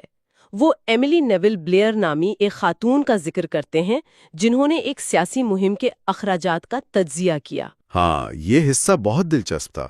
انہوں نے حساب لگایا کہ ایک ہفتے کے طویل دورے میں ایک سینیٹر نے تقریباً 1000 میل کا سفر کیا، درجنوں تقریریں کیں اور آخر میں صرف 1105 ایسے لوگوں تک پہنچ پائے جن کے ووٹ تبدیل ہونے کا کوئی امکان تھا۔ صرف 1105 لوگ؟ جی، اور جب اس پوری مہم کا خرچہ ان ممکنہ ووٹروں پر تقسیم کیا گیا تو پتہ چلا کہ ہر ایک ووٹ حاصل کرنے پر $15.27 لاگت آئی، اور یہ 1920 کی دہائی کی بات ہے۔ $15 فی ووٹ، آج کے حساب سے تو یہ سینکڑوں ڈالر بنتے ہوں گے۔ یقیناً۔ برنیز کا سوال یہ تھا کہ اگر کوئی سیلز مینیجر اپنی کمپنی کو ایسی کارکردگی دکھائے تو اس کے ساتھ کیا سلوک ہوگا؟ اسے فوراً نوکری سے نکال دیا جائے گا۔ تو سیاستدان اتنے غیر مؤثر طریقے کیوں استعمال کر رہے ہیں؟ کیونکہ وہ اپنی مہم کو ایک کاروباری پروڈکٹ کی طرح نہیں دیکھتے۔ تو برنیز کا حل کیا ہے؟ وہ کہتے ہیں کہ ایک سیاستدان کو ایک کاروباری شخص کی طرح سوچنا چاہیے۔ بالکل۔ اسے عوام کو محض ووٹر نہیں بلکہ ایک خریدار سمجھنا چاہیے جسے وہ اپنی شخصیت اور اپنے نظریات فروخت کر رہا ہے۔ اور یہاں سے وہ ایک مکمل سائنسی منصوبہ پیش کرتے ہیں کہ ایک جدید سیاسی مہم کیسی ہونی چاہیے۔ یہ سائنسی منصوبہ والی بات بہت دلچسپ ہے۔ یعنی سیاست صرف جوش اور نعروں کا کھیل نہیں بلکہ ایک سوچا سمجھا مرحلہ وار عمل ہے۔ اس کے کیا مراحل ہیں؟ جی، وہ ایک پورا بلو پرنٹ پیش کرتے ہیں۔ سب سے پہلا قدم ہے مقاصد کا تعین۔ ایک سیاستدان کو اپنے مقاصد کو اتنی ہی وضاحت اور سادگی سے بیان کرنا چاہیے جتنا ایک صابن بنانے والی کمپنی اپنی پروڈکٹ کے بارے میں کرتی ہے۔ وعدے ایسے ہوں جو قابل عمل لگے اور جن پر عوام بھروسہ کر سکے۔ کوئی مبہم باتیں نہیں، بالکل واضح اہداف۔ اس کے بعد دوسرا قدم، اور شاید آج کے دور میں سب سے زیادہ متعلقہ، عوامی تجزیہ ہے۔ یہ صرف اندازے لگانے کے بارے میں نہیں ہے۔ برنیز تو تقریباً 1 صدی پہلے کہہ رہے تھے کہ عوام کا سائنسی تجزیہ کیا جائے تاکہ ان کی ضروریات، ان کے خوف اور ان کے تعصبات کو سمجھا جا سکے۔ یہ تو آج کی ڈیٹا انالیٹکس اور مائکرو ٹارگیٹنگ کی بنیاد لگ رہی ہے۔ آپ نے بالکل صحیح پکڑا۔ یہ اسی نظریے کی ابتدائی شکل ہے۔ برنیز کہہ رہے تھے کہ یہ سمجھو کہ عوام کیا چاہتے ہیں، پھر اپنی مہم کو ان کی خواہشات کے مطابق ڈھالو۔ تیسرا قدم ہے بجٹ سازی۔ ایک سیاسی مہم کے اخراجات کا ایک کاروباری ادارے کی طرح بجٹ بنایا جائے، ہر چیز کا حساب ہو، اخبارات کے اشتہارات، پوسٹرز، جلسے، ریڈیو، ہر پروپیگنڈا کے ذریعے کے لیے فنڈز کو منصوبہ بندی کے تحت مختص کیا جائے۔ اور چوتھا اور شاید سب سے اہم قدم، جذباتی اپیل کا استعمال۔ جی، برنیز جانتے تھے کہ فیصلے منطق سے نہیں، جذبات سے ہوتے ہیں۔ لیکن وہ کہتے ہیں کہ یہ جذبات کا استعمال بے ترتیب نہیں ہونا چاہیے۔ ہر جذباتی عمل مہم کے کسی بڑے پیغام کی علامت ہونا چاہیے۔ مثال کے طور پر اگر کوئی امیدوار کسی بچے کو گود میں اٹھاتا ہے تو یہ صرف ایک اچھی تصویر نہیں ہونی چاہیے، یہ عمل اس کی بچوں کی فلاح و بہبود کی پالیسی کی ایک زندہ علامت بننا چاہیے اور اس کے پورے پلیٹ فارم سے جڑا ہونا چاہیے۔ بالکل، اور اس جذباتی اپیل کو مؤثر بنانے کے لیے برنیز گروہی نفسیات پر بہت زور دیتے ہیں۔ اچھا؟ وہ کہتے ہیں کہ عوام کو ایک بڑے بے شکل ہجوم کے طور پر مت دیکھو۔ معاشرہ آپس میں جڑے ہوئے ہزاروں چھوٹے بڑے گروہوں کا ایک مجموعہ ہے، معاشی گروہ، سماجی گروہ، مذہبی گروہ، نسلی گروہ وغیرہ۔ صحیح۔ ایک کامیاب مہم ان تمام گروہوں کو ان کے اپنے مفادات اور جذبات کے ذریعے الگ الگ اپیل کرتی ہے۔ اس کی وہ تاریخی مثال جو انہوں نے صدر کیلون کولج کی دی وہ کمال ہے۔ جب صدر کولج نے اداکاروں کے ایک گروپ کو ناشتے پر وائٹ ہاؤس بلایا تو بظاہر یہ ایک عام سی ملاقات تھی، لیکن برنیز اس کے پیچھے کی نفسیات بتاتے ہیں۔ وہ ایک شاندار مثال ہے۔ کولج کو خاموش کیل کہا جاتا تھا۔ وہ بہت سنجیدہ اور غیر دلچسپ شخصیت کے مالک تھے، لیکن اس ایک ناشتے سے انہوں نے کیا حاصل کیا؟ اول، انہوں نے اداکاروں کے گروہ کو اپنے ساتھ جوڑا۔ دوم، ان اداکاروں کے کروڑوں مداحوں تک ایک مثبت پیغام پہنچایا۔ سوم، میڈیا نے اس خبر کو اٹھایا جس سے تفریح پسند کرنے والے عام لوگوں کے ذہن میں بھی صدر کی ایک نرم شبیہہ بنی۔ ایک تیر سے کئی شکار، یہ ہے گروہی نفسیات کا استعمال۔ بالکل۔ واہ، یہ تو بالکل ہی الگ سطح کی سوچ ہے۔ یہ صرف تقریر کرنا یا اشتہار دینا نہیں ہے، یہ حالات پیدا کرنا ہے، جیسا کہ برنیز کہتے ہیں۔ یعنی ایسے واقعات تخلیق کرو جن پر لوگ خود بات کرنے پر مجبور ہو جائے۔ جی ہاں، اور ان کی سب سے بہترین مثال کم ٹیرف پر مہم چلانے والے سیاستدان کی ہے۔ ایک عام سیاستدان کیا کرے گا؟ وہ ریڈیو پر جا کر ایک خوش تقریر کرے گا، مجھے ووٹ دو کیونکہ زیادہ ٹیرف سے مہنگائی بڑھتی ہے۔ شاید کچھ لوگ سنیں، زیادہ تر نظر انداز کر دیں۔ لیکن برنیز کا سیاستدان ایسا نہیں کرے گا، وہ پہلے پورا میدان تیار کرے گا۔ بالکل، وہ پہلے عوام کو جذباتی طور پر اس مسئلے سے جوڑے گا۔ وہ کئی شہروں میں ایسی نمائشیں منعقد کروائے گا جو یہ دکھائیں گی کہ ٹیرف کی وجہ سے ایک عام خاندان کی روزمرہ کی اشیاء، روٹی، کپڑے، جوتے کتنی مہنگی ہو گئی ہیں۔ اچھا۔ وہ ملک کے بااثر مردوں کو اس بات پر آمادہ کرے گا کہ وہ احتجاجاً مہنگے اونی کپڑوں کا بائیکاٹ کر کے سوتی سوٹ پہن کر تقریبات میں جائیں، تاکہ یہ ایک فیشن سٹیٹمنٹ اور خبر بن جائے۔ یعنی ایک پورا ماحول بنایا جائے گا۔ جی، وہ سماجی کارکنوں سے رپورٹیں تیار کروائے گا کہ اون کی قیمتیں غریبوں کی صحت کو سردیوں میں کیسے متاثر کر رہی ہیں۔ یہ تو شطرنج کی بازی لگ رہی ہے، سیاست نہیں۔ یعنی جب تک وہ سیاستدان ریڈیو پر بات کرنے آئے گا، عوام پہلے ہی اس مسئلے کے بارے میں سوچ رہے ہوں گے، غصے میں ہوں گے اور جذباتی طور پر اس سے جڑ چکے ہوں گے۔ صحیح پکڑا آپ نے۔ وہ ان پر کوئی نیا خیال مسلط نہیں کر رہا ہوگا، بلکہ وہ ان کے ذہنوں میں پہلے سے موجود فطری سوالات اور خدشات کا جواب دے رہا ہوگا۔ یہ تو ذہن کو قابو کرنے کا ایک ناقابل یقین طریقہ ہے۔ یہ عوام کی مزاحمت پر حملہ کرنے کے بجائے اس مزاحمت کو شروع ہونے سے پہلے ہی ختم کرنے کے لیے حالات پیدا کرنا ہے۔ یہ سب اتنا طاقتور اور مؤثر ہے کہ ایک بہت ہی خوفناک سوال ذہن میں آتا ہے۔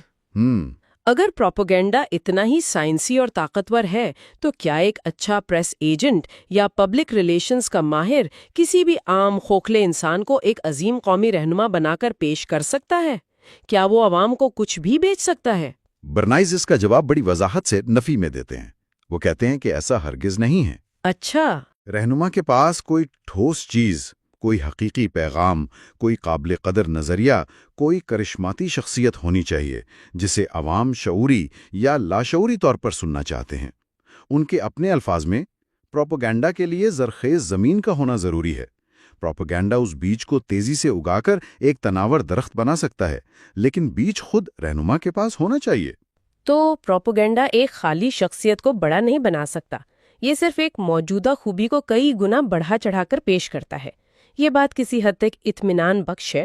برنیز یہ بھی کہتے ہیں کہ عوام اکثر صدر کو ایک فرد کے طور پر نہیں بلکہ ایک علامت کے طور پر دیکھتے ہیں۔ جی، جب لوگ صدر کی تعریف کرتے ہیں تو وہ اس شخص کی نہیں بلکہ اس طاقتور اور بہادر علامت کی تعریف کر رہے ہوتے ہیں جو ان کے ذہن میں ہوتی ہے۔ جی، اور وہ کہتے ہیں کہ یہ پروپیگنڈا کی غلطی نہیں بلکہ یہ انسانی فطرت کا حصہ ہے۔ ہمیں ایک باپ جیسی شخصیت، ایک محافظ، ایک رہنما کی ضرورت ہوتی ہے، اور ہم صدر کے عہدے میں یہ خصوصیات تلاش کرتے ہیں۔ صحیح۔ پروپیگنڈا اس علامت کو مزید مؤثر اور واضح بناتا ہے۔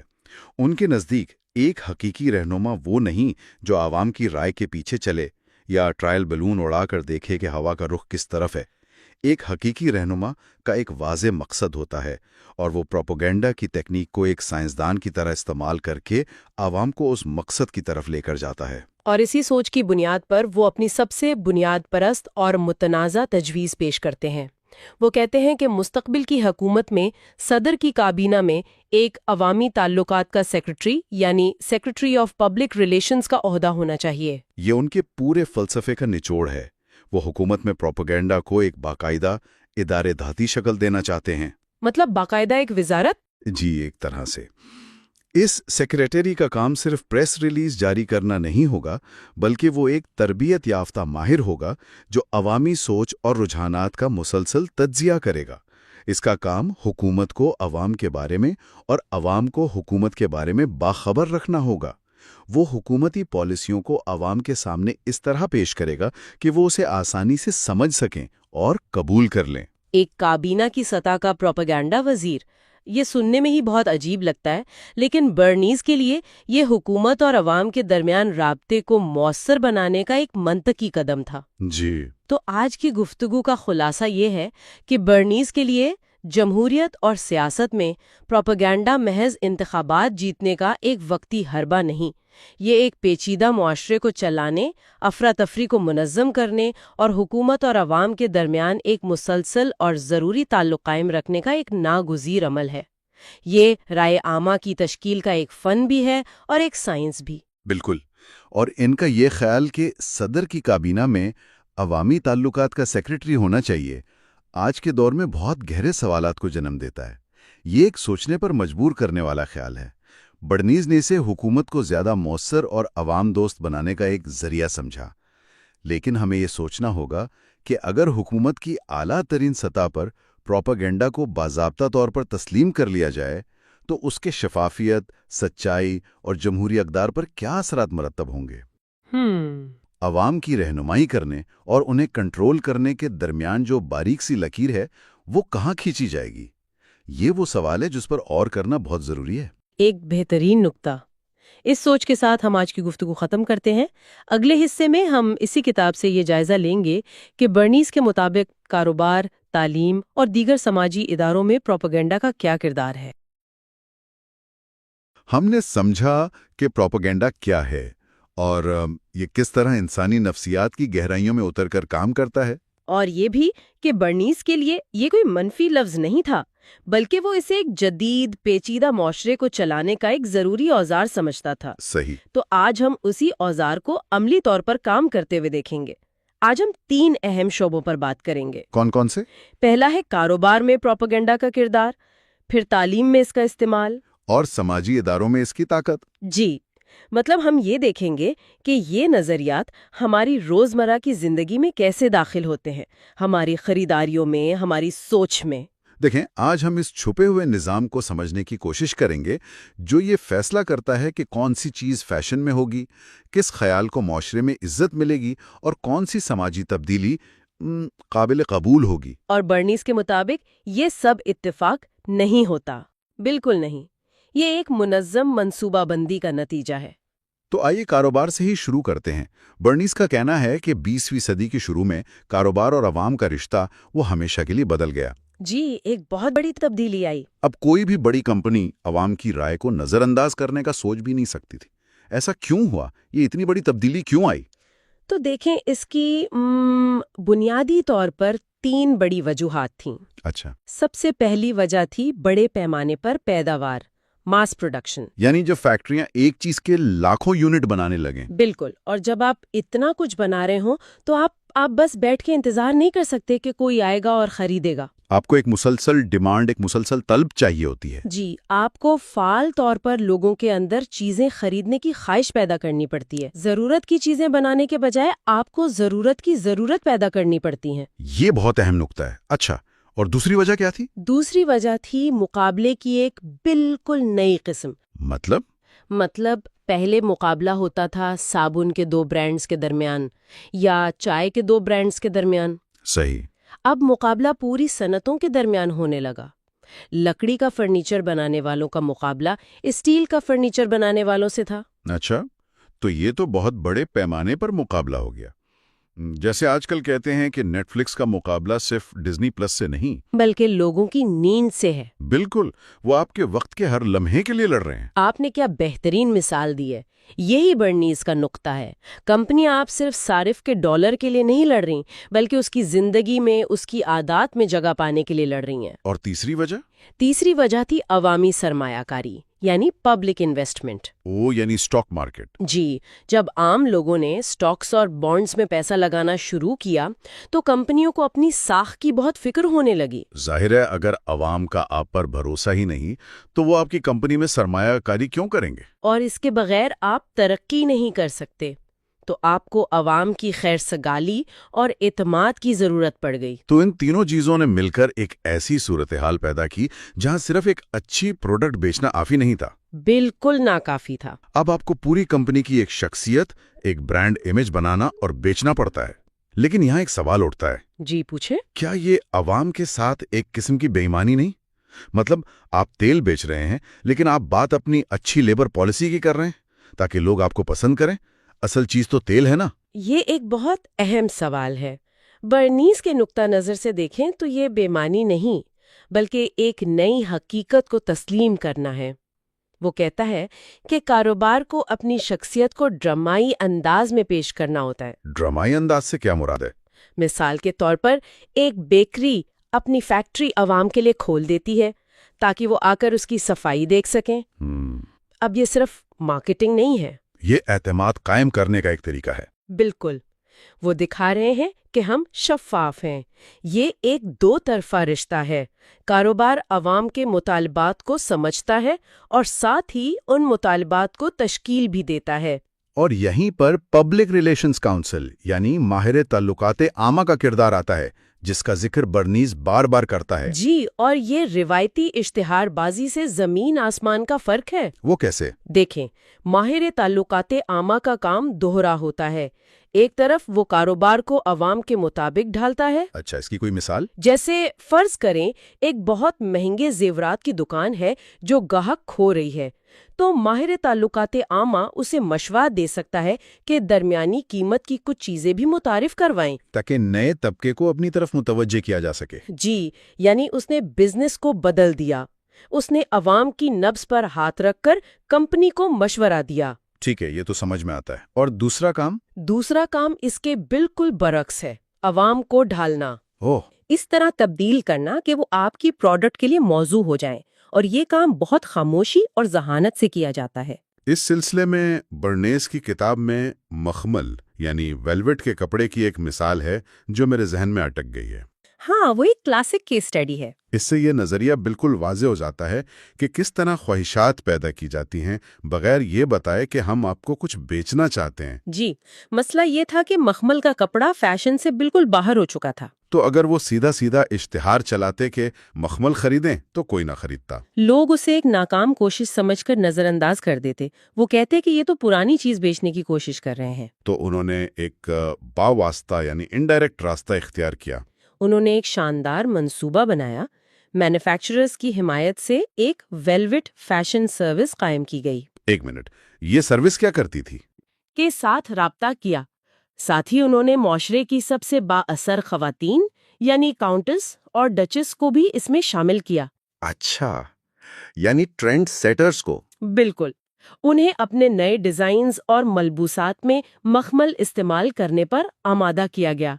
तो उन्होंने फैशन के रुझानात बनाने वालों को हदफ बनाया, अवाम को नहीं। जी, اور اس کا نتیجہ یہ نکلا کہ جب امریکی فیشن رپورٹرز اور میگزین ایڈیٹرز پیرس گئے تو انہوں نے کیا دیکھا کہ ہر طرف مخمل ہی مخمل ہے۔ بالکل، انہوں نے واپس آ کر اسے ایک خبر کے طور پر شائع کیا، نہ کہ اشتہار کے طور پر۔ ان کے میگزینز کی سرخیوں میں تھا، پیرس میں فیشن نے مخمل کی طرف رخ کر لیا ہے۔ واہ، یعنی صارف کو یہ محسوس ہی نہیں ہوتا کہ اسے کچھ بیچا جا رہا ہے۔ اسے لگتا ہے کہ مخمل پہننے کی خواہش اس کے اندر سے خود پیدا ہوئی ہے، یہ تو اس کا اپنا انتخاب ہے۔ لیکن یہ تو صارف کی آزادی انتخاب پر ایک بہت بڑا سوالیہ نشان ہے۔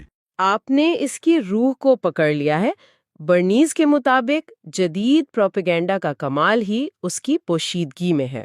مطلب بہترین پروپیگنڈا وہ ہے جو پروپیگنڈا جیسا محسوس ہی نہ ہو۔ بالکل، یہ آپ کو ایک خیال نہیں دیتا بلکہ ایسے حالات پیدا کرتا ہے جن سے وہ خیال آپ کے ذہن میں خود بخود آ جاتا ہے۔ یہ تو ہوئی کاروبار کی بات جہاں منافع کا مقصد سمجھ میں آتا ہے، لیکن برنیز اس سے بھی ایک قدم آگے جاتا ہے اور انہی طریقوں کو تعلیم جیسے شعبے پر لاگو کرنے کی بات کرتا ہے۔ جی، اور یہی وہ نقطہ ہے جہاں برنیز کے نظریات بہت سے لوگوں کے لیے متنازع ہو جاتے ہیں۔ یہ سن کر ہی تھوڑا عجیب لگتا ہے کہ تعلیم کو بھی بیچنے کی ضرورت پڑ سکتی ہے۔ اس کا کہنا ہے کہ تعلیم کا شعبہ عوامی حمایت حاصل کرنے میں بری طرح ناکام رہا ہے۔ کیوں؟ کیونکہ عوام تعلیم کی حقیقی سماجی قدر سے ناواقف ہے۔ آپ خود سوچیں، اخبارات میں تعلیم کے بارے میں خبریں کب آتی ہیں؟ زیادہ تر تو تبھی آتی ہیں جب کوئی اسکینڈل ہو، کوئی تنازع ہو، جیسے اساتذہ کی ہڑتال یا فنڈز کی کمی کا رونا۔ بالکل، مثبت کہانیاں بہت کم ہوتی ہیں۔ ایک منٹ، کیا برنیز واقعی یہ کہہ رہا ہے کہ یونیورسٹیوں اور کالجوں کو بھی کارپوریشنز کی طرح مارکیٹنگ کرنی چاہیے؟ مجھے تو ہمیشہ لگتا تھا کہ علم کی قدر تو خود واضح ہوتی ہے، اسے پروپیگنڈا کی کیا ضرورت ہے؟ آپ کا سوال بالکل وہی ہے جو کوئی بھی عام شخص پوچھے گا، لیکن برنیز کہتا ہے کہ ماہرین تعلیم ایک بہت بڑی غلطی کرتے ہیں۔ کیا غلطی؟ انہیں کلاس روم میں چند طلبہ کی سوچ کو ابھارنے کی تربیت تو دی جاتی ہے، لیکن انہیں پورے معاشرے یعنی عوام کی سوچ کو متحرک کرنے کا طریقہ نہیں سکھایا جاتا۔ یعنی وہ عوام کے محلے میں نہیں بن پاتے؟ جی، وہ اپنی چار دیواری میں بہت اہم کام کرتے ہیں، لیکن اس کام کی اہمیت معاشرے تک پہنچا نہیں پاتے۔ تو اس کا حل کیا ہے؟ کیا یونیورسٹیوں کو بھی اشتہاری مہم چلانی چاہیے کہ آئیں ہمارے ہاں داخلہ لیں؟ اشتہاری مہم سے کہیں زیادہ گہری بات ہے۔ برنیز کا موقف ہے کہ تعلیم کو عوام کی توجہ اور دلچسپی کے میدان میں باقی چیزوں کا مقابلہ کرنا ہوگا۔ جیسے فلموں کا یا کھیلوں کا؟ بالکل، اسے عوام کے ذہن میں اپنی جگہ بنانی ہوگی تاکہ اسے وہ مالی اور اخلاقی حمایت مل سکے جس کی اسے ضرورت ہے۔ اس کی کوئی عملی مثال ہو سکتی ہے؟ ضرور۔ مثال کے طور پر آج کی دنیا میں جہاں ہر کوئی مصنوعی ذہانت اور ٹیکنالوجی کی بات کر رہا ہے، ایک یونیورسٹی فلسفے یا تاریخ جیسے مضامین کی اہمیت کیسے واضح کرے گی؟ وہ شاید یہ بتانے کی کوشش کرے گی کہ یہ مضامین تنقیدی سوچ سکھاتے ہیں جو ہر شعبے میں ضروری ہے۔ صحیح، لیکن برنیز کے طریقے کے مطابق وہ براہ راست یہ نہیں کہے گی۔ تو پھر کیا کرے گی؟ وہ ٹیکنالوجی کی دنیا میں کامیاب ہونے والے ان لوگوں کی کہانیاں نمایاں کرے گی جنہوں نے فلسفے کی ڈگری حاصل کی تھی۔ وہ ایسے سیمینار منعقد کرے گی جہاں ٹیک لیڈرز اس بات پر بحث کریں کہ انسانیت کی تعلیم کس طرح بہتر مصنوعات بنانے میں مدد کرتی ہے۔ اچھا، وہ خبریں اور مضامین کے ذریعے ایک ایسا ماحول بنائے گی جہاں لوگ خود اس نتیجے پر پہنچیں کہ ارے یہ مضامین تو بہت اہم ہے۔ یعنی وہ تعلیم کی قدر کو ایک تجریدی خیال کے بجائے ایک ٹھوس اور پرکشش حقیقت بنا کر پیش کرے گی۔ بالکل، تو تعلیم کی قدر کو ثابت کرنے کے لیے بھی پروپیگنڈا کی تکنیک استعمال کی جائے۔ یہ ایک طاقتور خیال ہے، چاہے تھوڑا بے چین کر دینے والا ہی کیوں نہ ہو۔ برنیز کے لیے تو یہ ایک ضرورت ہے۔ اس کے لیے یہ زندہ رہنے کا معاملہ ہے۔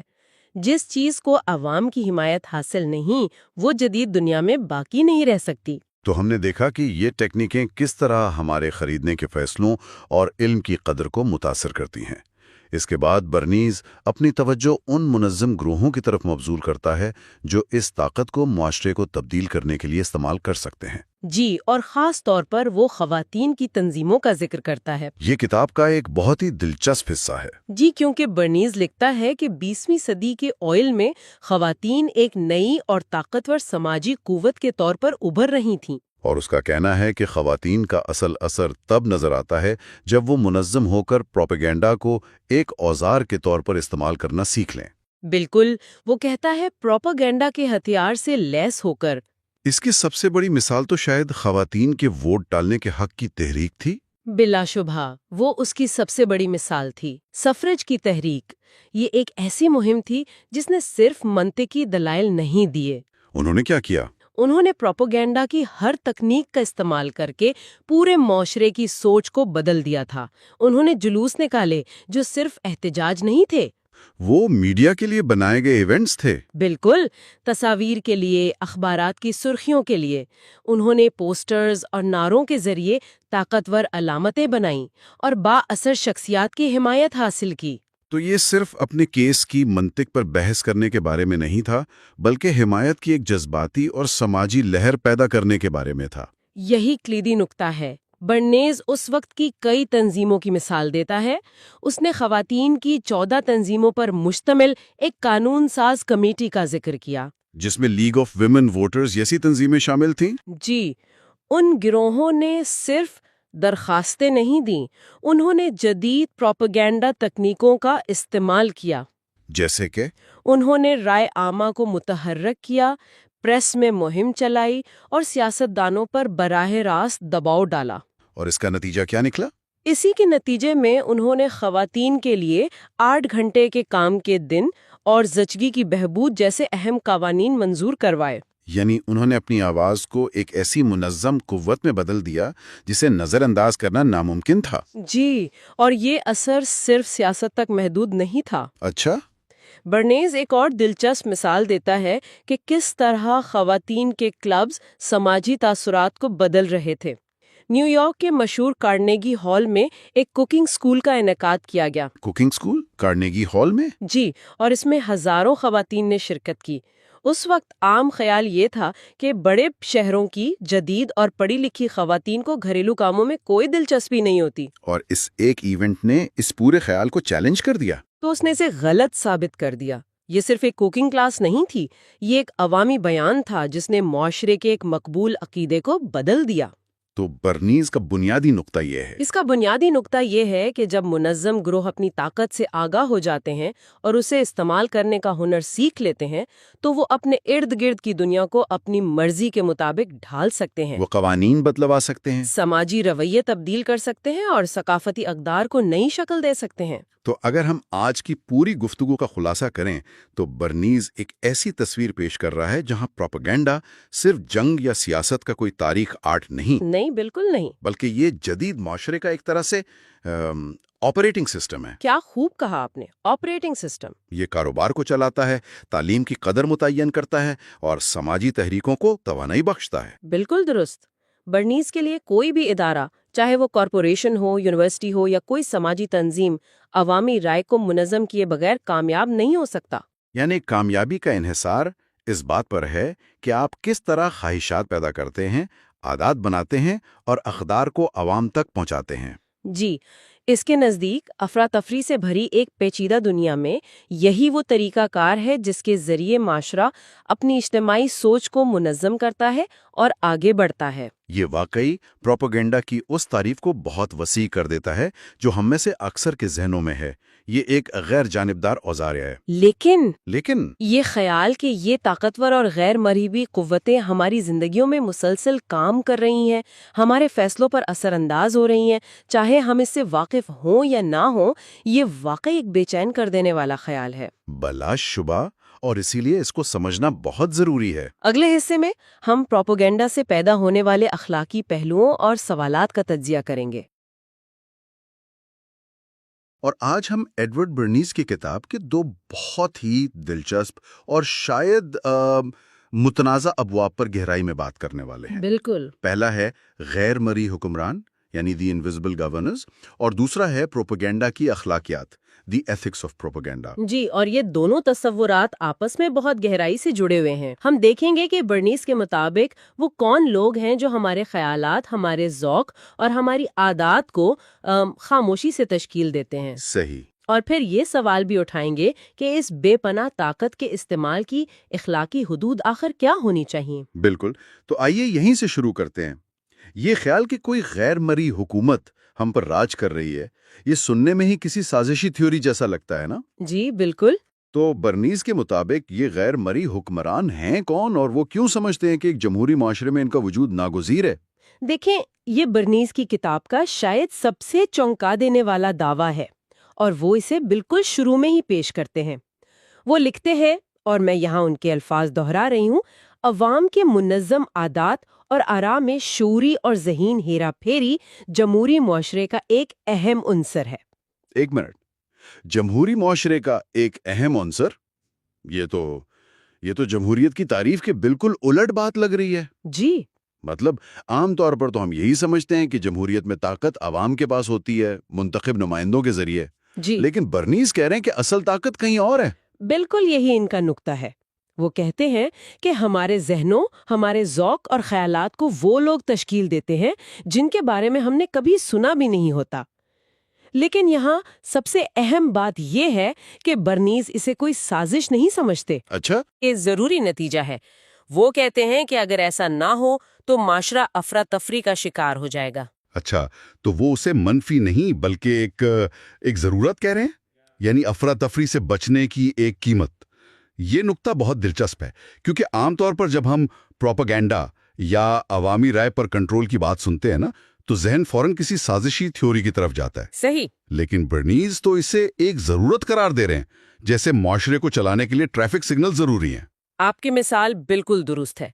برنیز دلیل دیتے ہیں کہ آج کی دنیا اتنی پیچیدہ ہے، اتنی زیادہ معلومات ہیں کہ اگر ہر شہری کو ہر سیاسی، معاشی اور سماجی مسئلے پر خود تحقیق کرنی پڑے تو کسی بھی نتیجے پر پہنچنا تقریباً ناممکن ہو جائے گا۔ ہاں، یہ تو ناممکن ہے، معلومات کا ایک سیلاب آ جائے گا۔ بالکل، معاشرہ مکمل طور پر جام ہو جائے گا۔ سوچیں اگر آپ کو صدر کے لیے سینکڑوں امیدواروں میں سے کسی ایک کو چننا پڑے، یا یہ فیصلہ کرنا پڑے کہ معیشت کو چلانے کے لیے کون سی پالیسی بہترین ہے، تو آپ کیسے کریں گے؟ بہت مشکل ہے۔ اسی لیے برنیز کہتے ہیں کہ ہم نادانستہ طور پر اس بات پر متفق ہیں کہ یہ غیر مرئی حکومت ہمارے لیے معلومات کو چھان کر پیش کرے اور ہمارے انتخاب کے دائرے کو ایک عملی حد تک محدود کر دے۔ اچھا، جیسے فلٹر کر دے؟ جی، ایک طرح کا فلٹر۔ وہ سیاست کی مثال دیتے ہیں۔ نظریاتی طور پر تو ہر شہری کسی بھی عہدے کے لیے درجنوں امیدواروں میں سے کسی کو بھی ووٹ دے سکتا ہے، لیکن عملی طور پر سیاسی جماعتیں اس انتخاب کو 2 یا زیادہ سے زیادہ 3 یا 4 امیدواروں تک محدود کر دیتی ہیں۔ صحیح۔ برنیز کہتے ہیں کہ جس طرح سیاسی پارٹیاں ہمارے لیے امیدواروں کا انتخاب آسان بناتی ہیں، اسی طرح یہ غیر مرئی حکمران ہمارے لیے خیالات اور مصنوعات کے انتخاب کو آسان بناتے ہیں تاکہ معاشرے میں افراتفری نہ پھیلے۔ ٹھیک ہے، یہ منطق سمجھ میں آتی ہے، لیکن پھر وہی سوال کہ آخر یہ لوگ ہیں کون؟ کیا یہ کوئی خفیہ گروہ ہے جو کہیں اندھیرے کمروں میں بیٹھ کر فیصلے کرتا ہے؟ برنیز ان کی شناخت کے بارے میں کیا کہتے ہیں؟ نہیں، وہ اسے خفیہ نہیں رکھتی بلکہ ایک پوری فہرست پیش کرتی ہیں۔ ان کے مطابق یہ کوئی چھوٹا گروہ نہیں بلکہ کئی ہزار لوگ ہو سکتے ہیں۔ کئی ہزار؟ جی، وہ کہتی ہیں کہ اس فہرست میں مثال کے طور پر امریکہ کے صدر اور ان کی کابینہ کے اراکین، سینیٹرز اور کانگریس کے نمائندے، بڑی ریاستوں کے گورنرز شامل ہیں۔ ایک منٹ، یہ تو سب جانے پہچانے نام ہیں۔ یہ تو ہمارے منتخب کردہ یا عوامی عہدوں پر فائز لوگ ہیں۔ اس میں غیر مرئی کیا ہے؟ یہی تو دلچسپ بات ہے۔ یہ کوئی خفیہ تنظیم نہیں ہے۔ اصل طاقت ان کے عہدوں میں نہیں بلکہ ان کے اثر و رسوخ کے نیٹ ورک میں ہے، اور فہرست یہاں ختم نہیں ہوتی۔ اچھا، اس میں 100 بڑے شہروں کے چیمبرز آف کامرس کے صدور، بڑی کارپوریشنز کے بورڈ آف ڈائریکٹرز کے چیئرمین، بڑی لیبر یونینز کے صدور، 100 بڑے اخبارات اور میگزینز کے ایڈیٹرز، یعنی میڈیا بھی شامل ہے؟ بالکل، 50 سب سے مشہور مصنفین، فیشن کے 100 تسلیم شدہ رہنما، بڑے شہروں کے سب سے بااثر پادری، ہماری یونیورسٹیوں کے صدور اور وال اسٹریٹ کے سب سے طاقتور سرمایہ کار شامل ہیں۔ یعنی یہ کوئی خفیہ تنظیم نہیں بلکہ یہ معاشرے کے وہ ستون ہیں جو سب کے سامنے ہیں، سیاست، بزنس، میڈیا، تعلیم، یہاں تک کہ فیشن بھی۔ جی تو برنیز یہ کہہ رہے ہیں کہ اصل طاقت ان کے آپس کے گٹھ جوڑ میں ہے، جس طرح سے یہ سب مل کر ایک اجتماعی سوچ کو ہوا دیتے ہیں۔ جب آپ یہ فہرست گنوا رہی تھی تو میرے ذہن میں آج کے دور کے انفلوئنسرز آ رہے تھے، فیشن لیڈرز، مشہور مصنفین۔ بالکل، آج کے دور میں بھی یہ ماڈل اسی طرح لاگو ہوتا ہے۔ برنیز کے زمانے میں شاید یہ اخبارات کے ایڈیٹرز و مصنفین تھے، آج یہ یوٹیوبرز ہیں، پوڈ کاسٹرز ہیں اور انسٹاگرام انفلوئنسرز ہیں۔ میکنزم ہوئی ہے۔ صحیح۔ اور اس میں ایک اور دلچسپ پہلو یہ ہے کہ برنیز کہتے ہیں کہ ان میں سے بہت سے رہنما خود بھی ایسے لوگوں کے زیر اثر ہوتے ہیں جن کے نام بہت کم لوگ جانتے ہیں۔ یعنی ان کے پیچھے بھی کوئی ہے؟ ہاں، مثال کے طور پر ایک کانگریس مین جو اپنے حلقے کے کسی مقامی سیاسی باس کے مشوروں پر عمل کرتا ہے، جس کا نام شاید ہی کسی نے سنا ہو، یہ اثر و رسوخ کی ایک زنجیر ہے، ایک سے دوسرے تک۔ یہ اثر و رسوخ ہماری روزمرہ کی زندگی پر کیسے اثر انداز ہوتا ہے؟ کیا کتاب میں اس کی کوئی ٹھوس مثالیں موجود ہیں جن سے یہ بات واضح ہو؟ ہاں، اور یہ مثالیں بہت زبردست ہیں کیونکہ یہ دکھاتی ہیں کہ یہ عمل کتنا لطیف اور گہرا ہے۔ ایک مثال فیشن انڈسٹری کی ہے۔ برنیز کہتے ہیں کہ ایک عام آدمی جب سوٹ خریدنے جاتا ہے تو وہ سمجھتا ہے کہ وہ اپنی پسند اور شخصیت کے مطابق انتخاب کر رہا ہے۔ یہی تو ہم سب سمجھتے ہیں۔ بالکل، لیکن حقیقت میں وہ شاید ایک ایسے گمنام درزی کے احکامات کی تعمیل کر رہا ہے جو لندن میں بیٹھ کر ڈیزائن بناتا ہے۔ یہ درزی برطانوی شاہی خاندان اور امیر لوگوں کے لیے کپڑے بناتا ہے۔ اچھا۔ اس کے ڈیزائن کو ایک بڑی امریکی فرم اپناتی ہے جو پھر نیو یارک، شکاگو اور فلاڈیلفیا کے فیشنیبل مردوں کو پہناتی ہے اور ان کی پیروی کرتے ہوئے باقی ملک بھی وہی پہننا شروع کر دیتا ہے۔ یعنی جس چیز کو ہم ذاتی انتخاب سمجھ رہے ہوتے ہیں وہ دراصل ایک منظم مہم کا نتیجہ ہوتی ہے۔ جی، ایک اور مثال خواتین کے جوتوں کی ہے۔ ایک ریشم بنانے والی کمپنی اپنی پروڈکٹ کے لیے نئی مارکیٹ تلاش کر رہی ہے۔ وہ جوتے بنانے والی ایک بڑی کمپنی کو مشورہ دیتی ہے کہ خواتین کے جوتوں کو ان کے لباس سے مطابق رکھنے والے ریشم سے ڈھانپا جائے۔ یہ تو بہت مخصوص خیال ہے۔ جی، اب یہ خیال خود بخود نہیں پھیلے گا، اسے منظم طریقے سے پھیلایا جاتا ہے۔ کسی مشہور اداکارہ کو یہ جوتے پہننے پر آمادہ کیا جاتا ہے، فیشن میگزینز میں اس کی تصاویر چھپتی ہیں، اور پھر سب اسے کاپی کرنے لگتے ہیں۔ بالکل، فیشن پھیلتا ہے۔ جوتوں کی کمپنی کو مانگ پوری کرنے کے لیے سپلائی تیار رکھنے کا کہا جاتا ہے، اور یوں ریشم بنانے والی کمپنی کو بھی اپنے ریشم کے لیے ایک نئی مارکیٹ مل جاتی ہے۔ یعنی یہ ورڈ آف ماؤتھ نہیں تھا بلکہ انجینئرڈ ورڈ آف ماؤتھ تھا۔ ایک پوری انڈسٹری کو ایک خیال بیچا گیا، نہ کہ صرف جوتوں کا ایک جوڑا۔ صحیح پکڑا آپ نے۔ یہ سب سن کر ایک طرف تو حیرانی ہوتی ہے کہ ہمارے فیصلے کتنے غیر ذاتی ہیں، لیکن دوسری طرف تھوڑا خوف بھی محسوس ہوتا ہے۔ یہ طاقت تو کسی بھی سمت میں استعمال ہو سکتی ہے۔ جی، کیا برنیز اس خطرے کو تسلیم کرتے ہیں؟ اس بے پناہ طاقت کے ساتھ کیا اخلاقی ذمہ داریاں بھی آتی ہیں؟ یہ بہت اہم سوال ہے اور برنیز اس پر پوری تفصیل سے بات کرتے ہیں۔ وہ اس طاقت کے غلط استعمال کے امکان سے انکار نہیں کرتے، لیکن وہ اس کا حل پیش کرنے کی کوشش کرتے ہیں۔ کیا حل؟ وہ پروپیگنڈا کرنے والے کو ایک نیا، زیادہ پیشہ ورانہ نام دیتے ہیں، پبلک ریلیشنز کونسل، اور وہ اس کے کردار کو بہت سنجیدگی سے لیتے ہیں۔ اس پیشے کا موازنہ وکالت اور طب جیسے معزز پیشوں سے کرتے ہیں۔ وکالت اور طب سے؟ یہ تو بہت بڑا دعویٰ ہے۔ ان پیشوں کے تو سخت اخلاقی ضابطے ہوتے ہیں۔ بالکل، اور یہی برنیز کا نقطہ ہے۔ ان کا کہنا ہے کہ پروپیگنڈا بذات خود نہ اچھا ہے نہ برا، یہ صرف ایک آلہ ہے۔ اس کی اچھائی یا برائی کا انحصار دو چیزوں پر ہوتا ہے۔ کون سی دو چیزیں؟ ایک، اس مقصد کی خوبی جس کے لیے اسے استعمال کیا جا رہا ہے، اور دوسرا، فراہم کردہ معلومات کی درستی پر۔ وہ واضح طور پر کہتے ہیں کہ یہ نیا پیشہ اپنے لیے ایک اخلاقی ضابطہ تیار کر رہا ہے۔ اچھا، یہ اصول سننے میں تو بہت اچھے لگتے ہیں، لیکن کیا یہ حقیقت پسندانہ ہے؟ اس اخلاقی ضابطے میں کیا شامل ہے؟ مطلب ایک پروپیگنڈا کرنے والے کی کیا ذمہ داریاں ہیں؟ وہ کچھ بنیادی اصول بیان کرتے ہیں۔ پہلا اصول ہے ایمانداری۔ ان کا کام عوام کو دھوکہ دینا یا بے وقوف بنانا نہیں ہے۔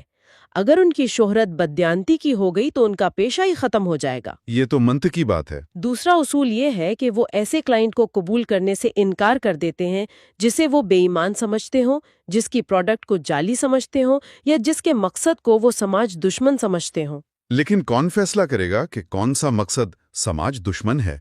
یہ تو بہت موضوعی بات ہے۔ کیا اس سے پبلک ریلیشنز کونسل خود ایک قسم کا اخلاقی نگران نہیں بن جاتا؟ یہ ایک بہت اچھا نکتہ ہے۔ برنیز اس کا براہ راست جواب تو نہیں دیتے، لیکن ان کے اصولوں سے یہ ظاہر ہوتا ہے کہ وہ اس ذمہ داری کو کونسل پر ہی ڈالتے ہیں۔ ٹھیک ہے۔ تیسرا اصول مفادات کا عدم ٹکراؤ ہے۔ وہ ایک ہی وقت میں ایسے 2 کلائنٹس کو قبول نہیں کرتے جن کے مفادات آپس میں ٹکراتے ہوں۔ چوتھا، وہ ایسا کیس نہیں لیتے جس کے بارے میں ان کا خیال ہو کہ وہ نا امید ہے یا ایسی پروڈکٹ جسے بیچا ہی نہیں جا سکتا۔ اور پانچواں اور بہت اہم اصول ہے شفافیت۔ جب بھی کوئی پروپیگنڈا مواد بھیجا جائے تو اس پر واضح طور پر لکھا ہونا چاہیے کہ اس کا ذریعہ کیا ہے، تاکہ ایڈیٹر کو معلوم ہو کہ یہ کہاں سے آیا ہے اور اس کا مقصد کیا ہے۔ تو یہ تو واقعی کافی سخت اصول ہیں۔ تو برنیز کے لیے یہ محض رائے عامہ کو توڑنے مڑوڑنے کا کام نہیں، بلکہ یہ ایک ذمہ دارانہ کردار ہے جو انڈسٹری اور عوام کے درمیان ایک پل کا کام کرتا ہے۔ یہ عوامی تاثر سے بہت مختلف تصویر ہے۔ بالکل، آپ نے صحیح پکڑا۔ برنیز کے مطابق اس پیشے کا مقصد ہی انڈسٹری اور عوام کے درمیان پیدا ہونے والی غلط فہمیوں اور رکاوٹوں کو دور کرنا ہے، تاکہ دونوں کے درمیان بہتر تفہیم پیدا ہو۔ اچھا۔ پبلک ریلیشنز کونسل کا پہلا کام اپنے کلائنٹ کا تجزیہ کرنا اور پھر عوام کا تجزیہ کرنا ہوتا ہے۔ وہ صرف کلائنٹ کا پیغام عوام تک نہیں پہنچاتا، بلکہ عوام کی خواہشات اور رویوں سے کلائنٹ کو بھی آگاہ کرتا ہے۔ کیا اس کی بھی کوئی مثال ہے کہ پروپیگنڈا کرنے سے پہلے کلائنٹ کو ہی بدلنے کا مشورہ دیا جائے؟ جی، بہت اچھی مثالیں ہیں۔ فرض کریں ایک یتیم خانہ ہے جس کی فنڈنگ کم ہو رہی ہے اور عوام میں اس کی ساخت اچھی نہیں ہے۔ وہ اپنی ساخت بہتر بنانے کے لیے پبلک ریلیشنز کونسل کی خدمات حاصل کرتا ہے۔ ٹھیک ہے۔ کونسل تجزیے کے بعد یہ پتہ لگاتی ہے کہ عوام جدید سماجی نظریات سے واقف ہیں اور وہ اس یتیم خانے کو پرانے زمانے کا بڑا اور غیر ذاتی ادارہ سمجھتے ہیں۔ اچھا۔ تو کونسل مہم چلانے سے پہلے یتیم خانے کو مشورہ دے گی کہ وہ پہلے خود کو جدید کاٹیج پلان کے مطابق منظم کریں، جہاں بچے بڑے اداروں کی بجائے چھوٹے گھر جیسے ماحول میں رہیں۔ یعنی پروپیگنڈا کرنے سے پہلے پروڈکٹ یا ادارے کو خود بہتر ہونا چاہیے۔ بالکل۔ تو پہلے حقیقت کو بدلو، پھر اس کی تشہیر کرو۔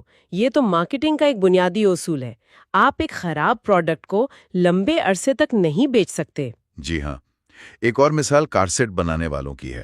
اگر وہ پرانے طرز کے غیر آرام دہ کار سیٹ واپس فیشن میں لانا چاہیں تو کونسل انہیں صاف کہہ دے گی کہ یہ منصوبہ ناممکن ہے، کیونکہ خواتین اس پرانے طرز کو صحت کے لیے مضر سمجھ کر رد کر چکی ہیں۔ صحیح۔ لیکن کونسل انہیں یہ مشورہ دے سکتی ہے کہ وہ ایک نئی قسم کی گرڈل متعارف کروائیں جس میں پرانی کار سیٹ کی غیر صحت بخش خصوصیات نہ ہوں اور جو جدید عورت کی ضروریات کے مطابق ہو۔ لیکن یہ سب ایک مثالی صورتحال لگتی ہے۔ تاریخ تو ہمیں بتاتی ہے کہ پروپیگنڈا کرنے والے اکثر سب سے پہلے سچائی کو ہی قربان کرتے ہیں۔ جی، یہ ایک اہم نکتہ ہے۔ کیا برنیز اس تضاد پر بات کرتے ہیں کہ یہ حصول کاغذ پر تو موجود ہیں، لیکن عملی طور پر ان پر عمل کتنا ہوتا ہے؟ کیا وہ اس طاقت کے منفی استعمال کو تسلیم کرتے ہیں؟ وہ اس حقیقت سے آنکھیں نہیں چراتے۔ وہ تسلیم کرتے ہیں کہ اس عمل کے کچھ پہلوؤں پر شدید تنقید کی جاتی ہے، جیسے خبروں میں ہیرا پھیری، شخصیات کو بڑھا چڑھا کر پیش کرنا اور عمومی شور شرابہ۔ اچھا، یعنی وہ مانتے ہیں کہ ایسا ہوتا ہے؟ جی، وہ واضح طور پر کہتے ہیں کہ اس تنظیم اور توجہ کا غلط استعمال کیا جا سکتا ہے۔ یہ ایک طاقتور آلہ ہے اور ہر آلے کی طرح اس کا غلط استعمال ممکن ہے۔ تو پھر ان کا حل کیا ہے؟ اگر غلط استعمال ممکن ہے اور ہوتا بھی ہے تو اس سے کیسے بچا جائے؟ کیا وہ کہتے ہیں کہ اس پورے نظام کو ختم کر دینا چاہیے؟ نہیں، یہاں برنیز کا موقف بہت عملی ہے۔ وہ غلط استعمال کے امکان کو تسلیم کرنے کے فوراً بعد یہ بھی کہتے ہیں کہ منظم زندگی کے لیے یہ میکانزم ضروری ہے، خاص طور پر جیسے جیسے تہذیب پیچیدہ ہوتی جا رہی ہے۔ مطلب اس کے بغیر گزارا نہیں؟ ان کے نزدیک اس میکانزم کے وجود پر افسوس کرنا غیر معقول ہے۔ یہ ایسا ہی ہے جیسے کوئی کہے کہ لکھنے کی صلاحیت کا غلط استعمال ہو سکتا ہے، اس لیے ہمیں لکھنا ہی چھوڑ دینا چاہیے۔ اچھا، تو ان کا نقطہ یہ ہے کہ اس میکانزم کو ختم کرنے کی کوشش کرنے کے بجائے ہمیں اس کے اخلاقی ضابطوں کو مضبوط کرنے اور اس کے درست استعمال پر توجہ مرکوز کرنی چاہیے۔ ان کا استدلال یہ ہے کہ آگ خطرناک ہو سکتی ہے، لیکن ہم آگ کے استعمال نہیں چھوڑتے، ہم اسے قابو کرنا سیکھتے ہیں۔ جی ہاں، بالکل یہی ان کا نقطہ ہے۔ اصل توجہ اس کے درست اور اخلاقی استعمال پر ہونی چاہیے، اور اسی ذمہ داری کو واضح کرنے کے لیے وہ آخر میں ایک بہت گہری اور طاقتور بات کہتی ہیں۔ وہ کیا ہے؟ وہ لکھتی ہیں کہ قانون کی عدالت میں جج اور جیوری کے پاس ثبوتوں کی بنیاد پر فیصلہ کرنے کا اختیار ہوتا ہے، لیکن عوامی رائے کی عدالت میں پبلک ریلیشنز کونسل خود جج اور جیوری کی طرح ہے۔ جج اور جیوری؟ جی، کیونکہ عوام اس کی پیش کردہ دلیل کو اپنی رائے اور اپنا فیصلہ سمجھ کر قبول کر سکتے ہیں۔ واہ! عوامی رائے کی عدالت میں جج اور جیوری، یہ جملہ اس کردار کی بے پناہ طاقت اور اس کے ساتھ آنے والی گہری اخلاقی ذمہ داری کو بہت اچھی طرح واضح کرتا ہے۔ جی، یہ ظاہر کرتا ہے کہ برنیز اس کام کو کتنی سنجیدگی سے لیتے تھے، یا کم از کم یہ کہ وہ چاہتے تھے کہ دوسرے بھی اسے اتنی ہی سنجیدگی سے لیں۔ تو آج ہم نے برنیز کے غیر مرئی حکمرانوں کے تصور کو سمجھا، وہ بااثر گروہ جو ہماری رائے اور عادات کو تشکیل دیتے ہیں، اور یہ کہ یہ کوئی خفیہ سازش نہیں بلکہ جدید پیچیدہ معاشرے کی ایک عملی ضرورت ہے۔ جی، اور ہم نے یہ بھی دیکھا کہ برنیز کے نزدیک اس طاقت کے ساتھ کتنی بڑی اخلاقی ذمہ داری منسلک ہے، جسے وہ وکالت اور طب کے پیشوں کے برابر سمجھتے ہیں۔ اور یہ کہ ان کے مطابق ایک اچھے پروپیگنڈا کرنے والے کا کام صرف پیغام پھیلانا نہیں، بلکہ پہلے اس بات کو یقینی بنانا ہے کہ پیغام کے پیچھے جو حقیقت ہے وہ خود ٹھوس اور قابل دفاع ہو۔ بالکل، یہ ایک بہت اہم سبق تھا۔ اگلے اور آخری حصے میں ہم اس کتاب کا مکمل خلاصہ کریں گے اور اب تک زیر بحث آنے والے تمام تصورات کو ایک ساتھ جوڑ کر دیکھیں گے۔ پچھلے 5 حصوں میں ہم نے برنیز کے نظریات کی ایک ایک پرت کو کھول کر دیکھا ہے، بالکل، ایک ایک کر کے۔ اور ہم نے یہ سمجھا کہ ان کے مطابق جدید معاشرے کو ایک نادیدہ حکومت چلاتی ہے، یعنی وہ با اثر لوگ جو عوام کی سوچ اور عادات کو منظم کرتے ہیں۔ آج ان سب دھاگوں کو جوڑ کر ہم ایک بڑی تصویر دیکھیں گے۔ بالکل، اور اگر پچھلے 5 حصوں کا نچوڑ ایک جملے میں بیان کیا جائے تو وہ یہ ہے کہ برنیز نے ہمیں دکھایا کہ جمہوریت میں اصل طاقت ووٹ میں نہیں، اچھا، بلکہ ووٹ ڈالنے والے کے ذہن کو تشکیل دینے میں ہے۔ انہوں نے اسے ایک باقاعدہ سائنس بنا دیا۔ اور ہم نے اس سفر کا آغاز کیا تھا افرت تفریح کو منظم کرنے کے نظریے سے۔ جی، حصہ اول میں کہ کس طرح ایک ذہین اقلیت عوام کی رہنمائی کرتی ہے۔ پھر دوسرے حصے میں ہم نے نئے پروپیگنڈا کو سمجھا جو گروہی نفسیات پر کام کرتا ہے۔ انفرادی نہیں بلکہ گروہی۔ بالکل، پھر ہم نے اس کی نفسیاتی بنیادوں کو کھنگالا کہ کس طرح انسانی اعمال کے پیچھے لاشعوری خواہشات ہوتی ہیں۔ فرائڈ کے نظریات۔ جی ہاں، اور پھر ہم نے دیکھا کہ یہی اصول کس طرح کاروبار، سیاست اور یہاں تک کہ سماجی اصلاحات میں بھی استعمال ہوتے ہیں۔ تو آج ہم ان تمام ٹکڑوں کو جوڑ کر برنیز کے بنائے ہوئے مکمل ڈھانچے کا تجزیہ کریں گے۔ جی، شروعات کرتے ہیں سب سے بنیادی سوال سے۔ برنیز کے مطابق عوامی رائے آخر بنتی کیسے ہے؟ کیا یہ واقعی عوام کی اپنی رائے ہوتی ہے؟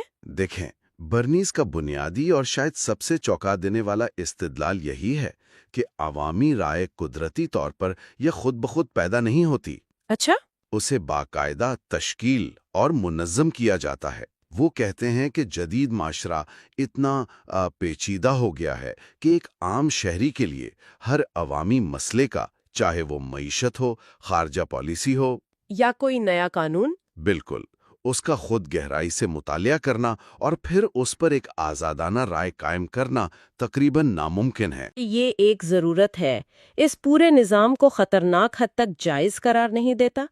مطلب کیا برنیز یہ کہہ رہے ہیں کہ ہم عوام خود سوچنے کے قابل ہی نہیں ہیں؟ یہ ایک بہت اہم نقطہ ہے۔ برنیز کا موقف عوام کی ذہانت پر حملہ نہیں ہے، بلکہ وہ ایک عملی حقیقت کی بات کر رہے ہیں۔ اچھا، ان کے مطابق یہ ہماری قابلیت کا مسئلہ نہیں بلکہ وقت اور معلومات کی زیادتی کا مسئلہ ہے۔ ہم سب اپنی زندگیوں میں مصروف ہیں۔ یہ تو ہے۔ ہم میں سے ہر کوئی ہر موضوع کا ماہر نہیں ہو سکتا، اس لیے ہم رضاکارانہ طور پر اپنی رائے بنانے کا کام ان لوگوں یا اداروں کو سونپ دیتے ہیں جن پر ہم بھروسہ کرتے ہیں۔ جیسے کوئی اخبار یا کوئی سیاسی لیڈر۔ جی، یا کوئی سماجی رہنما۔ برنیز کے مطابق یہ نادیدہ حکومت اسی بھروسے کی بنیاد پر کام کرتی ہے، ہمارے لیے معلومات کو فلٹر کرتی ہے اور انتخاب کو آسان بناتی ہے۔ تو یہ ایک طرح کا ذہنی شارٹ کٹ ہے۔ لیکن یہ نظام کام کیسے کرتا ہے؟ کیا یہ نادیدہ حکومت ہر ایک فرد کے ذہن کو براہ راست کنٹرول کرتی ہے؟ نہیں، اور یہی اس نظام کی خوبصورتی ہے۔ برنیز بتاتے ہیں کہ یہ لوگ براہ راست عوام سے بات نہیں کرتے، وہ گروہی لیڈروں کے ذریعے کام کرتے ہیں۔ گروہی لیڈروں کے ذریعے؟ جی، معاشرہ سینکڑوں ہزاروں گروہوں کا ایک جال ہے، مذہبی، پیشہ ورانہ، سماجی، سیاسی۔ ایک فرد بے وقت کئی گروہوں کا حصہ ہوتا ہے۔ صحیح۔ پروپیگنڈا کرنے والا ان گروہوں کے لیڈروں کو متاثر کرتا ہے، اور وہ لیڈر پھر اپنے پیروکاروں کو متاثر کرتے ہیں۔ رائے اوپر سے نیچے ایک منظم ڈھانچے کے ذریعے پھیلتی ہے۔ یہ تو بالکل آج کے ایکو چیمبرز اور انفلوئنسر مارکیٹنگ جیسا لگتا ہے۔ بالکل وہی چیز ہے۔ آپ کو کروڑوں لوگوں تک پہنچنے کی ضرورت نہیں، آپ صرف چند بڑے انفلوئنسرز کو قائل کریں اور ان کی پوری کمیونٹی آپ کی بات مان لیتی ہے۔ برنیز تو 100 سال پہلے ہی اس کا نقشہ بنا گئے تھے۔ بالکل، انہوں نے اس ساخت کو سمجھ لیا تھا کہ معاشرے میں اثر و رسوخ کیسے بہتا ہے۔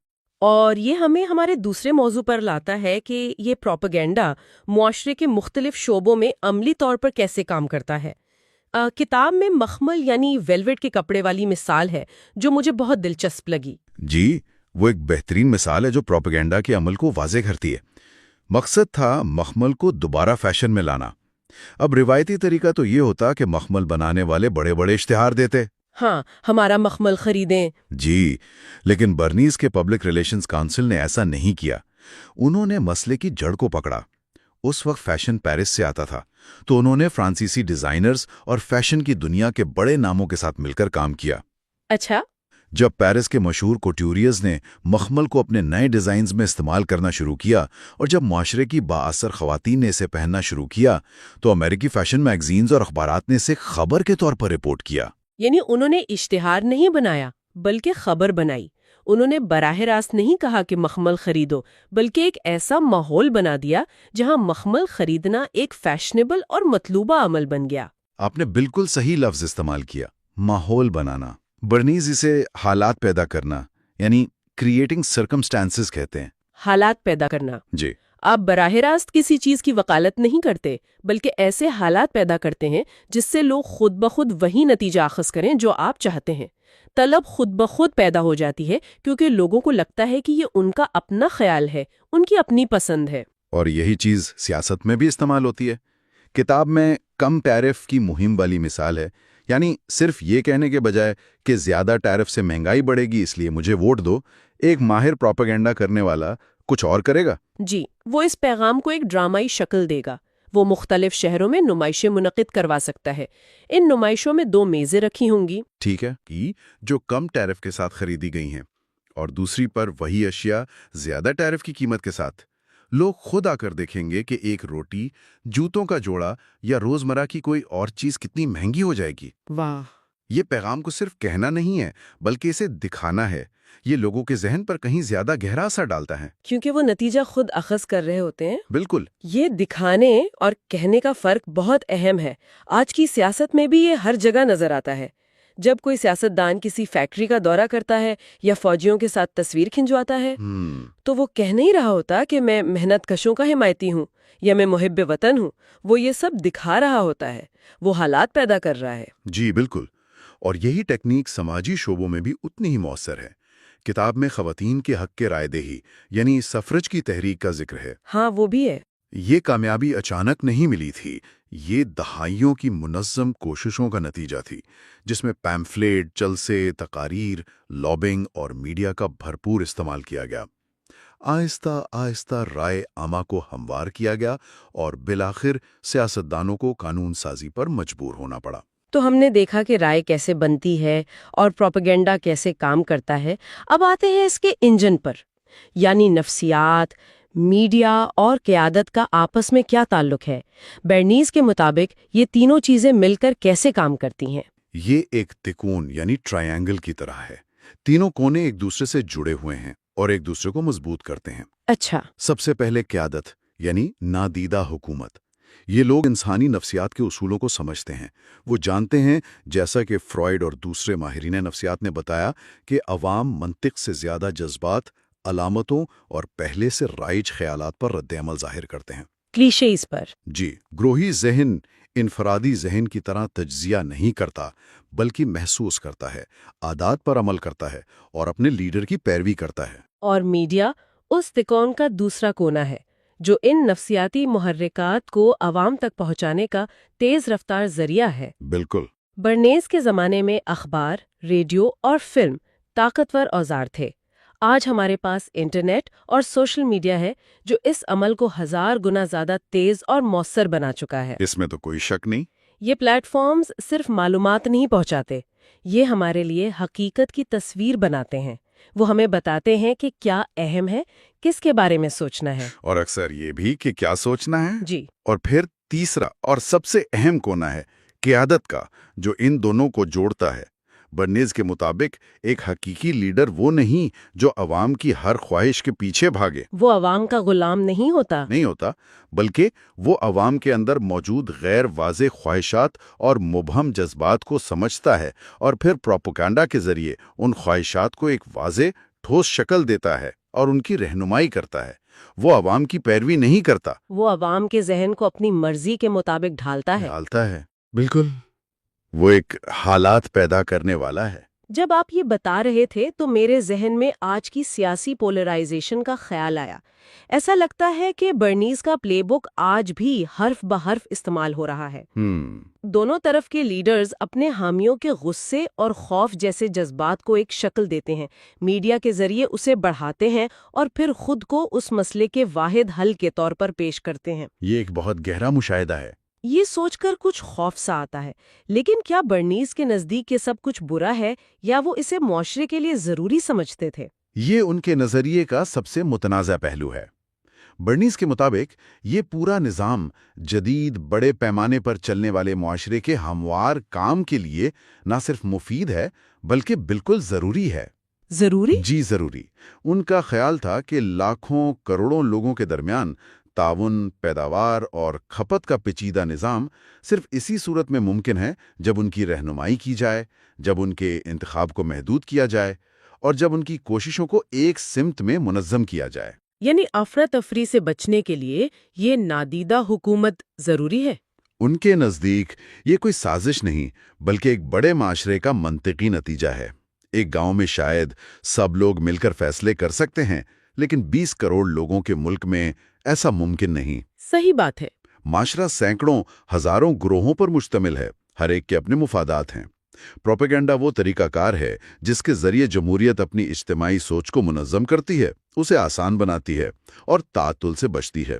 اس کے بغیر ان کے خیال میں ہر طرف الجھن اور افراتفری ہوگی۔ تو ان کا کہنا ہے کہ اس نظام پر افسوس کرنا یا اسے برا سمجھنا غیر معقول ہے؟ جی ہاں، ان کا موقف ہے کہ یہ نظام موجود ہے، چاہے ہم اسے پسند کریں یا نہ کریں۔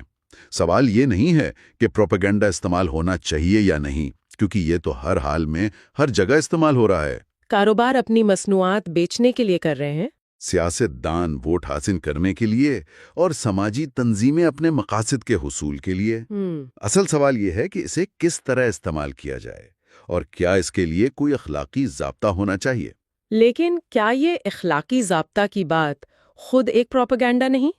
کیا ایک پبلک ریلیشنز کونسل جسے ایک بڑی کارپوریشن یا سیاسی جماعت پیسے دے رہی ہے واقعی عوامی مفاد کا خیال رکھ سکتا ہے؟ یہ بالکل وہی سوال ہے جو برنیز کے ناقدین اٹھاتے ہیں۔ برنیز خود اس کتاب میں ایک ایسے اخلاقی ضابطے کی بنیاد رکھنے کی کوشش کرتے ہیں۔ اچھا۔ ان کے مطابق ایک ذمہ دار پبلک ریلیشنز کونسل کا کردار دوہرا ہے۔ وہ صرف اپنے کلائنٹ کا نمائندہ نہیں بلکہ وہ عوام کی رائے کا نمائندہ بھی ہوتا ہے۔ یعنی وہ ایک پل کی طرح ہے؟ جی، ایک پل کی طرح۔ اسے اپنے کلائنٹ کو سمجھانا چاہیے کہ عوامی مفاد کیا ہے اور اس بات کو یقینی بنانا چاہیے کہ جو نظریہ یا پروڈکٹ وہ پیش کر رہا ہے وہ معاشرے کے لیے فائدہ مند ہو۔ البتہ یہ سوال اپنی جگہ قائم ہے کہ عملی طور پر ایسا کتنا ممکن ہے جب آپ کی تنخواہ ایک مخصوص مفاد سے وابستہ ہو؟ ایڈورڈ برنیز کی کتاب پروپیگنڈا پر ہماری 6 حصوں پر مشتمل سیریز کا یہ اختتام ہے۔ ہم نے ان کے پیش کردہ نظریات کا گہرائی سے جائزہ لیا ہے کہ کس طرح عوامی رائے کو منظم کیا جاتا ہے اور جدید معاشرے کو ایک نادیدہ حکومت چلاتی ہے۔ اور اس پوری بحث کا مقصد پروپیگنڈا کے استعمال کی حمایت یا مخالفت کرنا نہیں تھا، بلکہ اس کے طریقہ کار اور جدید معاشرے میں اس کے کردار کو سمجھنا تھا، جیسا کہ برنیز نے اسے تقریباً 1 صدی پہلے بیان کیا تھا۔ ان کا کام ہمیں ایک طاقتور یاد دہانی کرواتا ہے کہ ہمارے ارد گرد کی معلومات، رجحانات، فیشن اور سیاسی آرا اکثر بے ساختہ نہیں ہوتی، بلکہ شعوری اور منظم کوششوں کا نتیجہ ہوتی ہیں۔ بالکل۔ اور اس علم سے لیس ہو کر ہم معلومات کا زیادہ تنقیدی جائزہ لے سکتے ہیں۔ ہم یہ سوال پوچھ سکتے ہیں کہ کوئی خاص خیال کہاں سے آ رہا ہے، اسے کون فروغ دے رہا ہے اور اس کے پیچھے کیا مقاصد ہیں۔ جی۔ کسی نتیجے پر پہنچنے یا فیصلہ سنانے کے بجائے بیداری پیدا کرنا ہی اس سیریز کا بنیادی مقصد تھا۔ اور یہی سب سے اہم بات ہے۔ مائنڈ ورس کے ساتھ اس علمی سفر میں شامل ہونے کے لیے آپ کا بہت شکریہ۔ ہم امید کرتے ہیں کہ آپ علم کی دنیا کو کھوجنے کے لیے ہمارے ساتھ جڑے رہیں گے۔ خدا حافظ۔